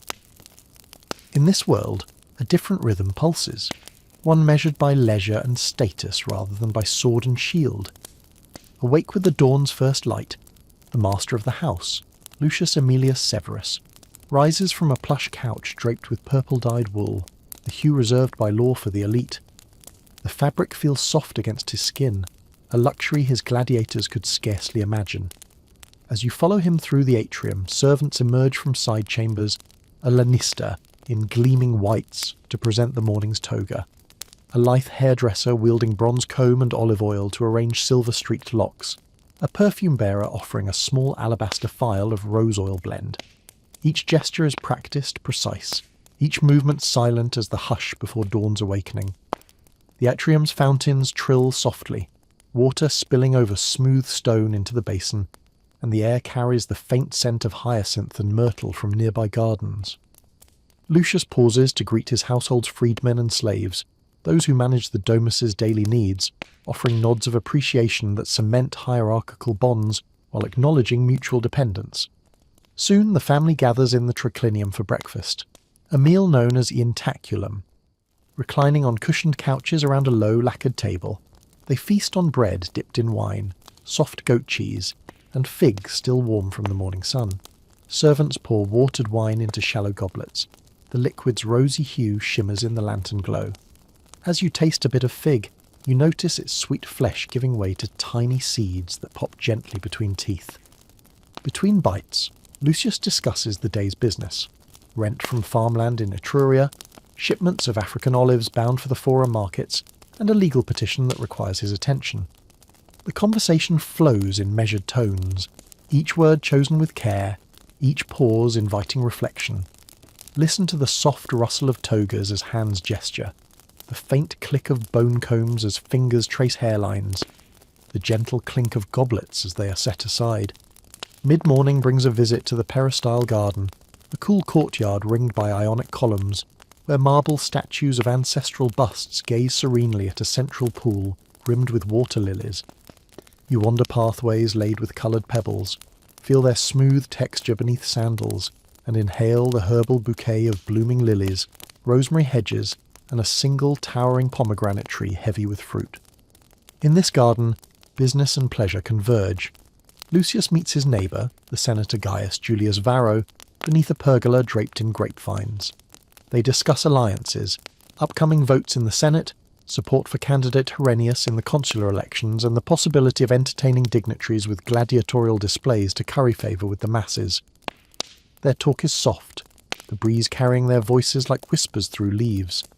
By noon, Lucius returns to the tablinum, his study, where scrolls of accounts, petitions, and poetry lie.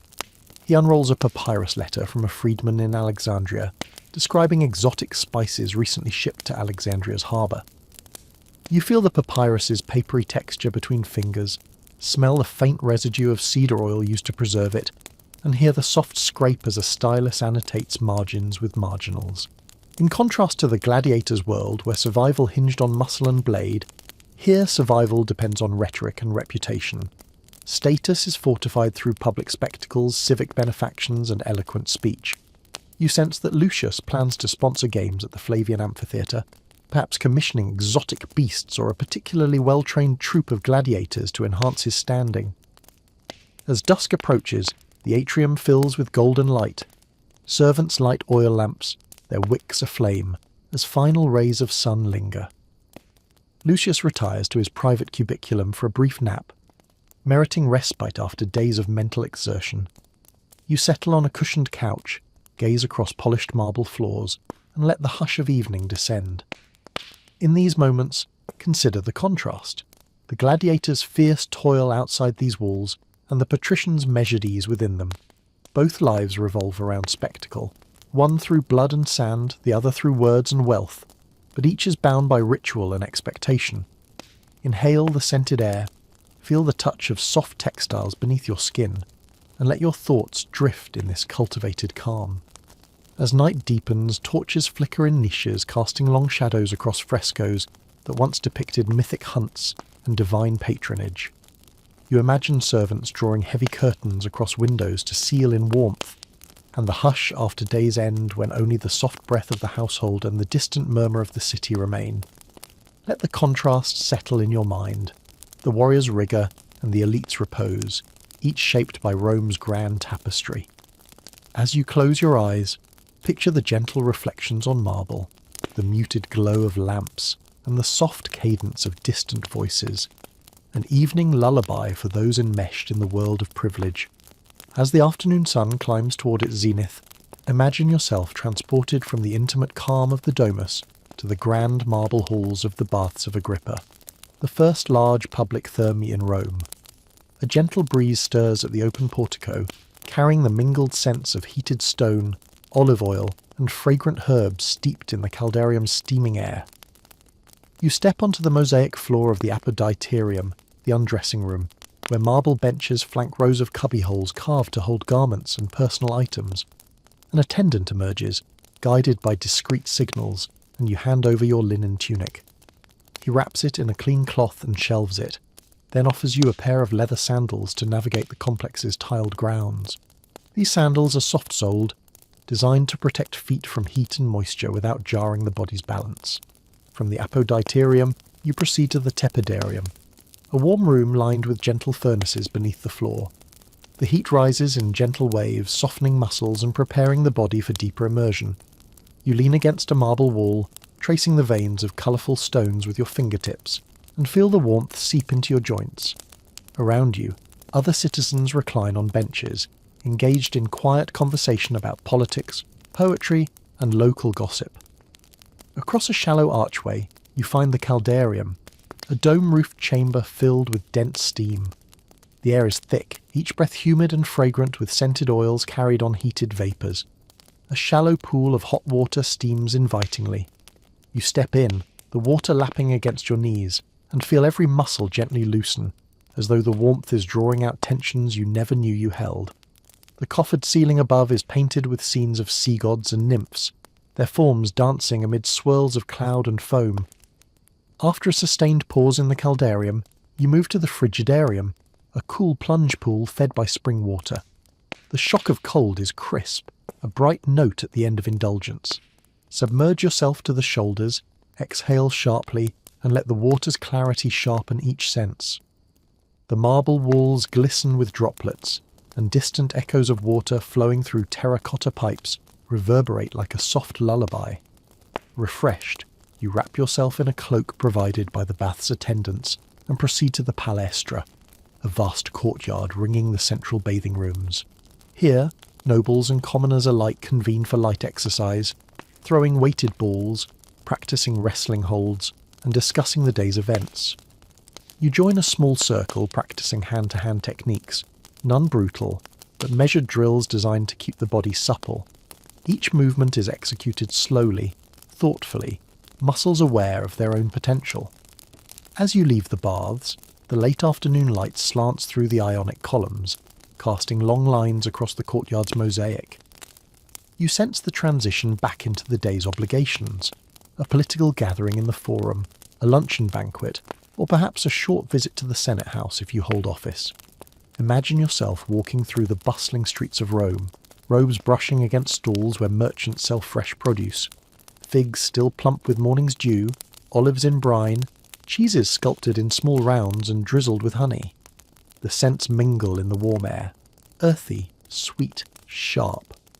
You pass by a stall where musicians tune lyres and flutes, their soft melodies following you like a companion. Soon, you arrive at the basilica, arched halls where magistrates hear petitions, legal cases, and civic appeals. Inside, marble columns rise to support coffered ceilings. Light filters through clerestory windows, creating a calm, even glow across benches where citizens await their turn. You take a place among invited patrons, listening as a freedman pleads for a debt's reduction, his voice steady and earnest. The magistrate, robed in white, leans forward, fingers steepled, considering each argument with judicious calm. The legal proceedings unfold like a dance, opening statements phrased in measured with rhetorical flourish, cross-examinations conducted with courtesy rather than aggression, verdicts delivered with solemn pronouncement. You note the economy of words, the precise cadence, the way each argument is layered with references to precedent, to Roman virtue, to the law's sanctity. With business concluded, you walk back toward the Domus, passing through shaded porticos and crossing the Tiber Bridge, where the river's current murmurs beneath. You pause to watch fishermen disentangle nets, the fish glinting silver in baskets. The cool gust of river air carries the promise of evening. Back at home, the hour approaches for Cena, the evening dinner, a focal event of elite social life. Torches are lit along the atrium and peristyle. Servants polish bronze candlesticks and arrange low tables in the triclinium. Cushions are fluffed, couches are lined in a horseshoe shape, and pillows placed at each reclined spot. The table is set with silver platters gleaming under torchlight. The meal begins with gustatio, an appetizer course. Plates of marinated vegetables, artichoke hearts, and young asparagus spears drizzled with garum are passed around, along with small dishes of oysters fished from the Adriatic, their briny juices still clinging to shells. You taste an oyster, its slippery flesh yielding under teeth, followed by a savour of olive oil and a sprinkle of crushed peppercorn. Next comes the main course, the prima mensa, roasted dormouse stuffed with minced pork and pine nuts, served atop a bed of fragrant herbs, and a dish of sea bass baked in clay to preserve its moisture. Each bite is a study in balance, richness restrained by tart slices of pomegranate, the fish's freshness highlighted by basil leaves. The conversation flows, witty exchanges of poetry lines, debates over recent political manoeuvres, recollections of famed orators. As the meal progresses, a discreet hand signals the arrival of musicians and dancers. Flutes and lyres fill the room with soft invocation-like melodies. Dancers in flowing tunics move in slow, sinuous gestures, each step choreographed, each arm extended as though painting air. The performance is neither extravagant nor overly sensual. Rather, it serves as a refined interlude between courses. Between courses, the secunda mensa arrives. Sweet offerings to close the meal, platters of candied dates, honey cake glazed with rosewater, and clusters of fresh grapes are laid out. Wine flows in gentle measure from clay amphorae, wines from Falernian vineyards prized for their heady aroma and long finish. You sip, savouring its warmth that spreads like gentle embers through your chest. As the final course concludes, toasting begins. Cups are raised in honour of guests. Prosperitas vestra maneat. May your prosperity endure. Pax et virtus, peace and virtue. Each toast is met with clinking goblets and a chorus of "Io," an exclamation of hearty agreement. With the dinner ended, the guests drift into the peristyle garden, where perfumed air and moonlight offer a tranquil setting for farewells. You stand beneath the pomegranate tree, its fruit glowing like lanterns in the night, and feel the soft petals of jasmine brushing your skin as a breeze rustles the leaves. Finally, you return to the atrium's couch, cushions drawn close, and recline while a honey-sweetened broth, theriaca, is served to soothe the evening's fullest stomachs. The scent is light, mingling herbs said to aid digestion. You close your eyes for just a moment, feeling the day's rituals, the baths, the basilica, the meals, settle like layers of soft stone beneath you.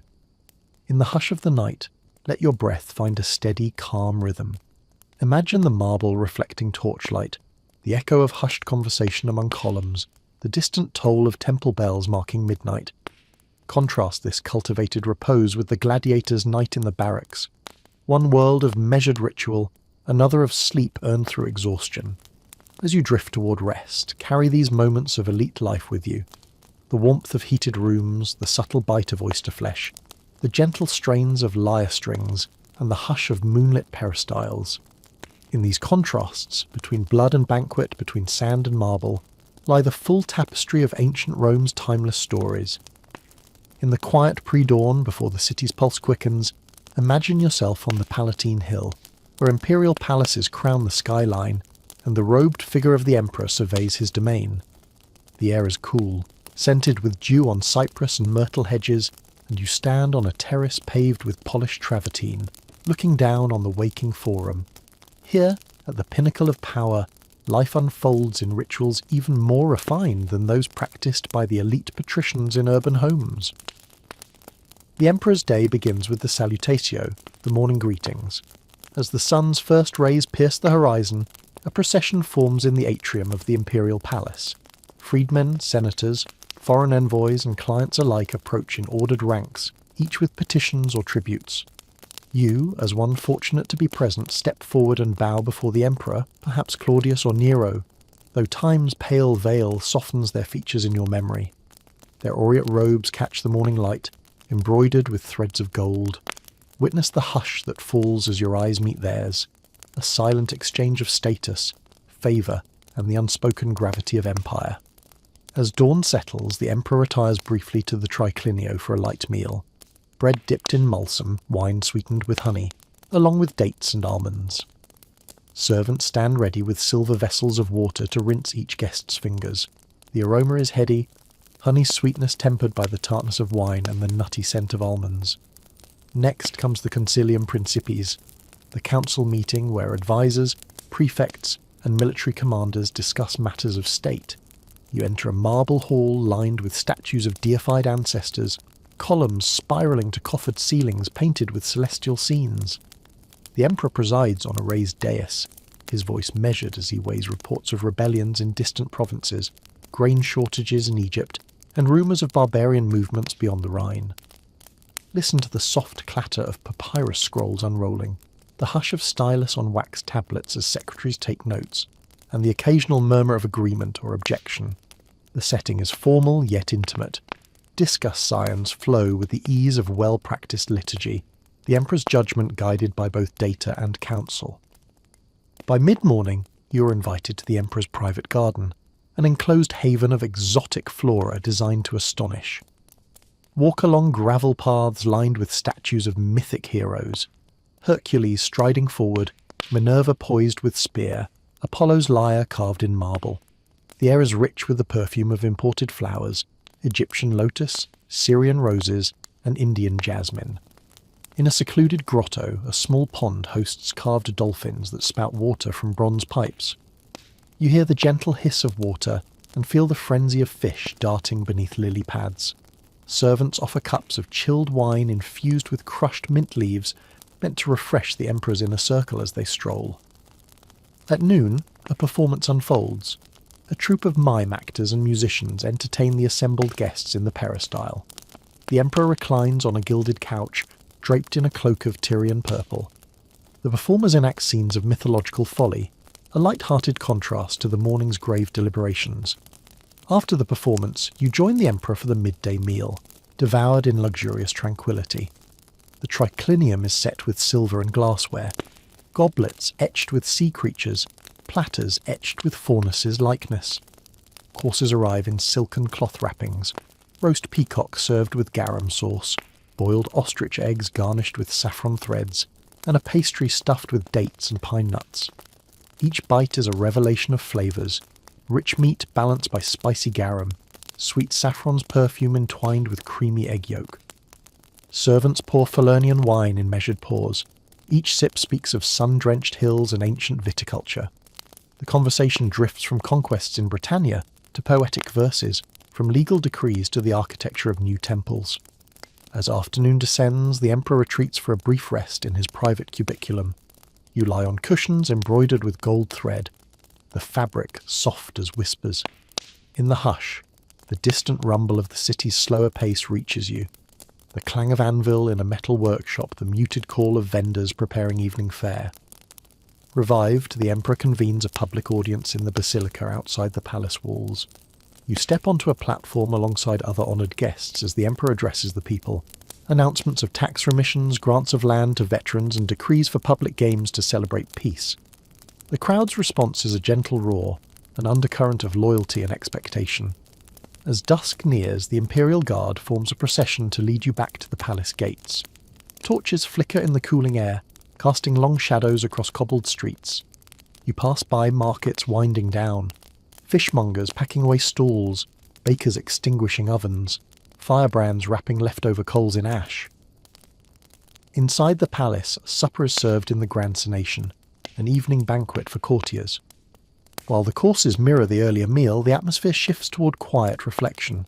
Softer music from lyres, whispered conversations under painted ceilings, and the gentle clink of conch shells used as drinking vessels.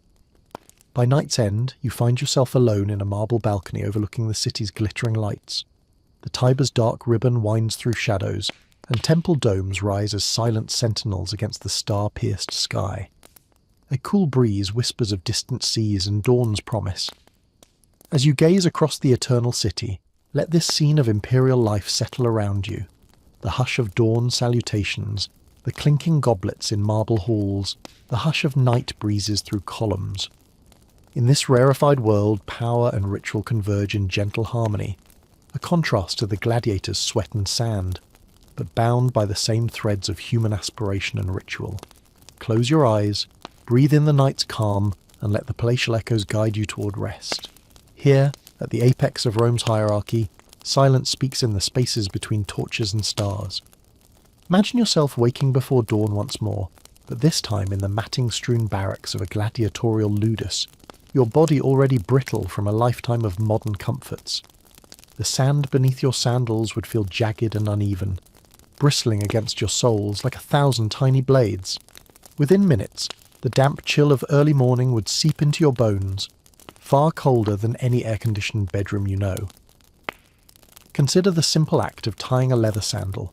The straps twist between toes and wrap around ankles, but your fingers find purchase only on stiff leather cords roughened by grit and sweat. One misstep, one undone knot, and you risk sprained ankles or a fall during drills, injuries that could fester without proper medical care. Step out into the courtyard and inhale deeply. Every breath carries grains of sand, pungent with the tang of sweat-darkened wood and copper armour. The sun's first rays are weak, but soon they'd scorch your skin. There's no sunscreen in this world, only oils to condition leather and strip away calluses, and within hours, the harsh Mediterranean sun would blister your unprepared flesh. Training begins with footwork, shuffling, pivoting, sprinting across sand that seems designed to sap your strength. Feel each grain shift beneath your footfall, each step sinking an inch or more into the surface. Your calves burn, calves unaccustomed to the uneven resistance. By the time you finish 15 minutes of sprints, your lungs are already burning, gasping for air in a way your modern treadmill never prepared you for. Next, you heft a wooden sword, rude and heavy from a rack. It feels clumsy in your hands, its weight leaning your wrists backward, its grain rough against palms softened by modern hand wash. Every swing would leave abrasions on your skin, shards of wood digging into calluses not yet hardened. And yet you would repeat the motion dozens of times under the instructor's sharp gaze, each repetition etching muscle memories and tearing away any false strength you once felt. Imagine the exhausted ache in your shoulders as you press a heavy shield, rawhide stretched over wood, against your forearm, muscles quivering from fatigue. The instructor's voice barks commands you barely comprehend through panting breaths. Parare, parry, repeat. Your mind reels, unfiltered by subtitles or translations. Imagine the sun beating down mercilessly as you step into the arena at high noon. The stone walls shimmer with heat, and the air hangs heavy, thick with the scent of dust and sweat. You are clad in the minimal gear of a secutor. Smooth helmet, small round shield and short sword. Far lighter than any modern protective equipment. Yet they feel absurdly heavy now. The crowd's murmur washes over you, a distant tide against which your heart pounds. The sun's glare off polished bronze stings your eyes. You lift your shield and raise the sword in salute, the metal's weight pressing into your arm. There is no air conditioning, no shaded stands, only the raw elements and a sea of expectant faces. Your opponent emerges, a retiarius wielding net and trident. The net's mesh glints, and you sense its weightless threat. As you advance, each step crunches across the sand that is baked to a light, powdery consistency. Your sandals are loose from exertion.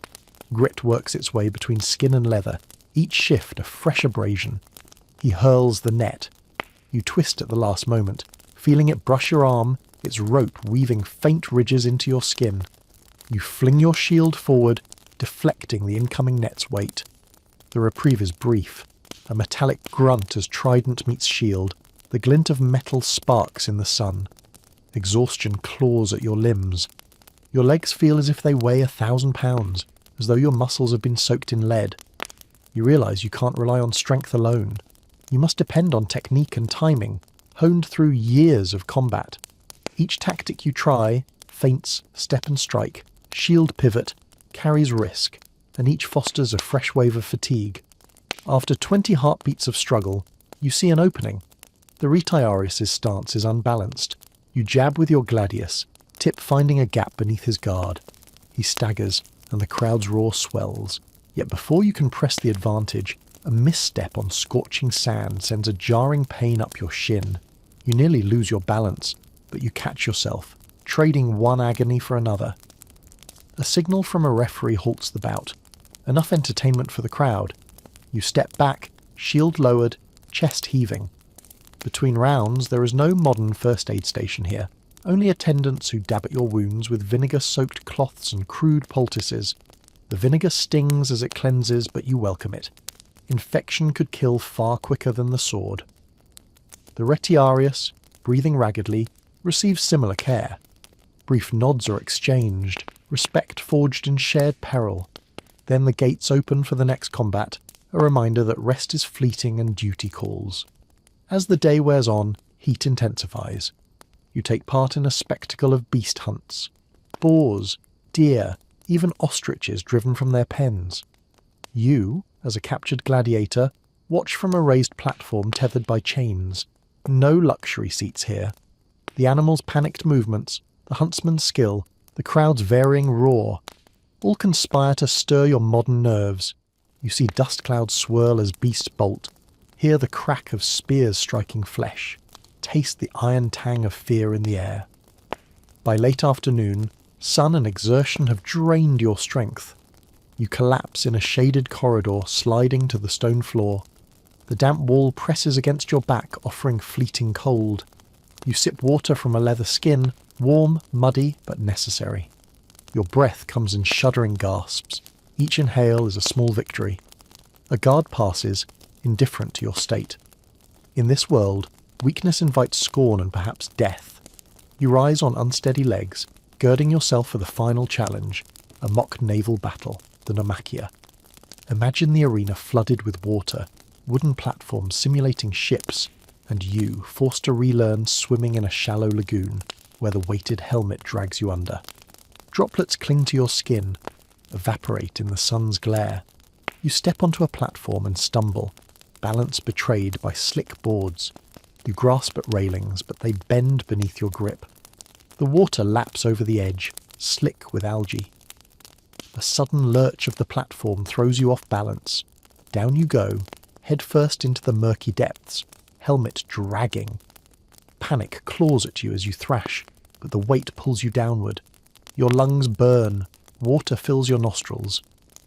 At the last moment you kick free, break the surface, and face jeers rather than aid. You climb out, spitting salt water, limbs trembling. A trainer snarls for you to face a final foe, a net-wielding beast handler. Your mind struggles to focus. Every motion is a battle against vertigo and shock. You raise your gladius in trembling grip. The beast handler lunges. You parry, counter-strike, but your sword arm shakes. A shallow cut opens on your forearm, blood beads and trickles. You press the shield, parry again, and he falters, fear or pity flashing in his eyes. Then the signal sounds. Enough. The crowd erupts, but the sound is hollow in your ears. You stagger back to the service corridor, shield dragging at your arm. No triumph energizes you, only the raw need to survive. Evening brings the evening's ration, a small loaf of barley bread, a thin slice of goat cheese and a handful of olives. No takeaway meals here, just the meagre necessities. You swallow each bite, the bread dry, the olives briny. Night's chill returns as you settle onto a thin blanket in the barracks. The day's injuries remind you of each bone, each bruise, each blister. Sleep will not come easily, but it comes nonetheless, dulled by exhaustion. As darkness envelops the world, reflect on this trial. A single day under ancient rules, where comfort is legend and survival is all that matters. The Gladiator's realm is one of unrelenting challenge, where every facet of life, from diet to combat to rest, is a test of endurance. Breathe slowly now, each inhale a reminder of comforts you left behind. Exhale the echo of the arena's sand, the sting of vinegar, the weight of iron and wood. You have glimpsed the edges of a world built on spectacle and survival. One day, one heartbeat, enough to know you belong here only in memory and dreams. As the moon rises high above Rome, imagine yourself alone in the narrow corridor just beyond the arena. The torches flicker against cold stone, their glow dancing across pools of water sloshed from buckets used to settle the day's sand. Your armour hangs heavy and unused, set aside in favour of darkness and quiet. The air is cool now, a stark contrast to the blazing heat of earlier hours. You take a tentative step forward, each footfall cautious on the slick stone floor. In the distance, the soft murmur of clean-up, a few attendants dragging broken shields back to racks, the scrape of metal tools against stone, echoes like a lullaby of labour. The world beyond the Colosseum's gates sleeps. Here, in the service tunnels, the hush is deeper still. Your body, bruised and sore, carries the day's toll. You remove the straps of your greaves one by one, each buckle releasing a soft sigh from metal and leather. When they come free, you feel the instant cool breeze against your calves, a reminder of how little your limbs have felt of such relief. You flex ankles swollen from hours in stiff sandals, drawing in a slow breath as the pressure eases. By torchlight, you inspect the cuts and abrasions, a shallow gash on your forearm crusted with dried vinegar, a bruise blooming like a bruiser's slow artistry on your ribs, and the fine sand grains embedded under your fingernails. You run a cloth of olive oil over each wound, feeling the stinging warmth of antiseptic herbs carried in the liquid. The oil leaves a faint scent of pine and rosemary in the corridor's still air. Nearby, you spot an overturned tub of cold water. With deliberate slowness, you crouch and lift it. Bracing one hand on the wall, the water laps at the rim. You submerge your face, letting droplets cling to your skin before lifting out, then pour the liquid over your head. The chill races along your scalp, down your spine, and you shiver. It is a sensation you once might have found daunting. Now it is a solitary marvel. Without beds here, you find a piece of old tapestry on a cot-like bench and wrap yourself in its threadbare folds. The tapestry's patterns, faded vines and pomegranates, whisper of an artisan's long-ago care, a gentle irony in a place built for spectacle and conflict. You press the fabric to your cheek, the rough thread soft against your skin. In the hush, your thoughts drift to the comforts you left, sheets of thread count unknown, pillows that cradled your head without strain, and the soft murmur of climate-controlled air. You recall the ease of rolling out of bed to a modern bathroom, the warm water finding you instantly, and the plush rug that swallowed the chill from your feet. Each memory is a small, comforting flame flickering against the darkness. But here, nothing is effortless. Even sleep demands surrender to the barrack's uneven boards and the coarse blanket that offers only minimal warmth. You twist onto your side, curling the tapestry against your torso, and inhale the scent of dry straw, oil, and damp stone. Let the steady rise and fall of your chest be your only lullaby. Outside, the night sky fades to a purple horizon as first light seeps beneath the gates. The world beyond beckons, carts delivering fresh water, vendors opening shutters, and street urchins yawning into another day. But here, on the sand's threshold, you must wake before dawn for the first muster, when cold air bites at exposed flesh. You open your eyes at the horn's call, every muscle knotted into protest. You sit up, legs dangling over the bench's edge, and plant your feet on the floor. The stone is cold, and a tremor runs through your limbs. This is your modern body, unaccustomed to the rigours of ancient life. But you stand. A single action. Stand, and you have already defied the most brutal hurdle. Imagine drawing on modern strength, gradual, sustained, conditioned by gyms and rest days, and realizing that none of it truly prepares you for this cycle of toil. You muster your courage and step into another day, but you know this world was never yours to inhabit. Take one last moment here, in the quiet between tradition and legend, to breathe. Inhale ancient stone's still coolness, the soft whisper of torches and the scent of cleansing oil. Exhale modern worries and the comfort of home. This survival ultimatum offers a stark lesson. Ancient Rome's gladiators endured cycles of exhaustion, risk, and minimal comfort.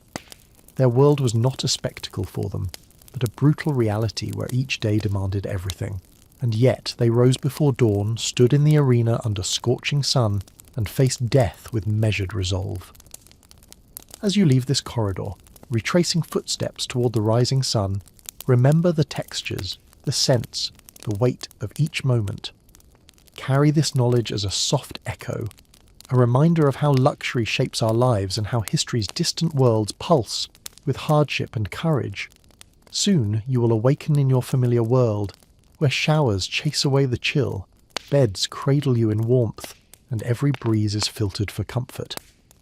Let sleep in your modern world be deeper for the contrast you now hold between then and now.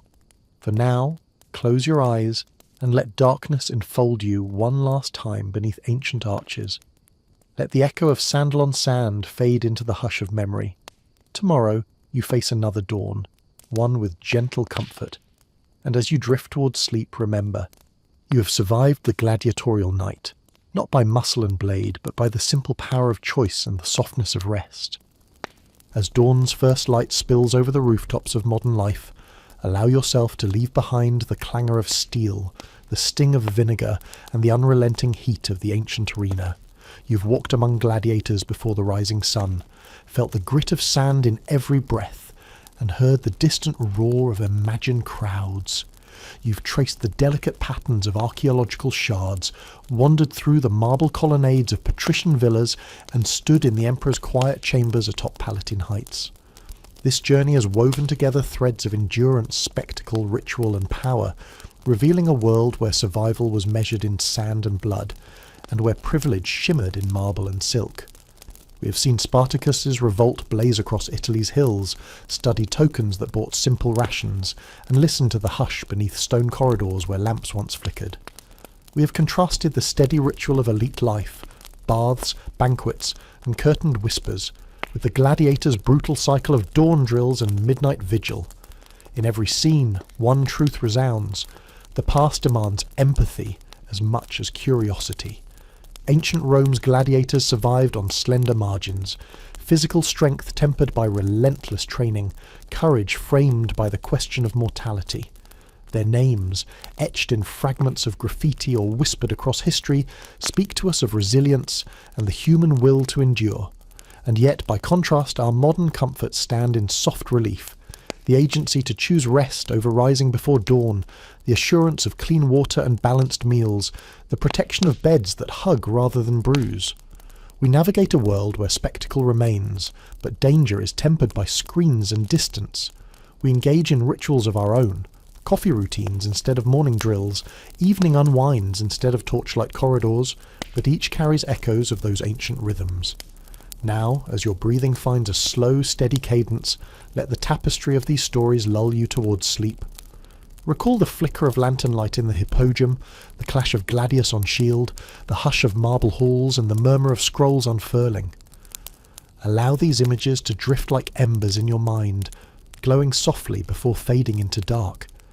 Life in Rome, whether on the sand or in the palace, reveals contrasts that mirror our own. Struggle and reprieve, danger and comfort, the pulsing surge of the crowd and the quiet sanctity of night. Carry these contrasts with you as a gentle reminder of history's vastness and your secure home in the present. Let this reflection be your final anchor as you slip beyond consciousness. May your dreams wander through sunlit colonnades and shadowed corridors alike, and may you awaken refreshed, grounded by the ancient world's truths but buoyed by the soft embrace of modern life. Sleep now and rest in peace. Tomorrow's dawn brings a new day of choices, comforts, and stories yet untold. Good night from Boring History for Sleep. Until next time, may your rest be deep and your dreams gentle.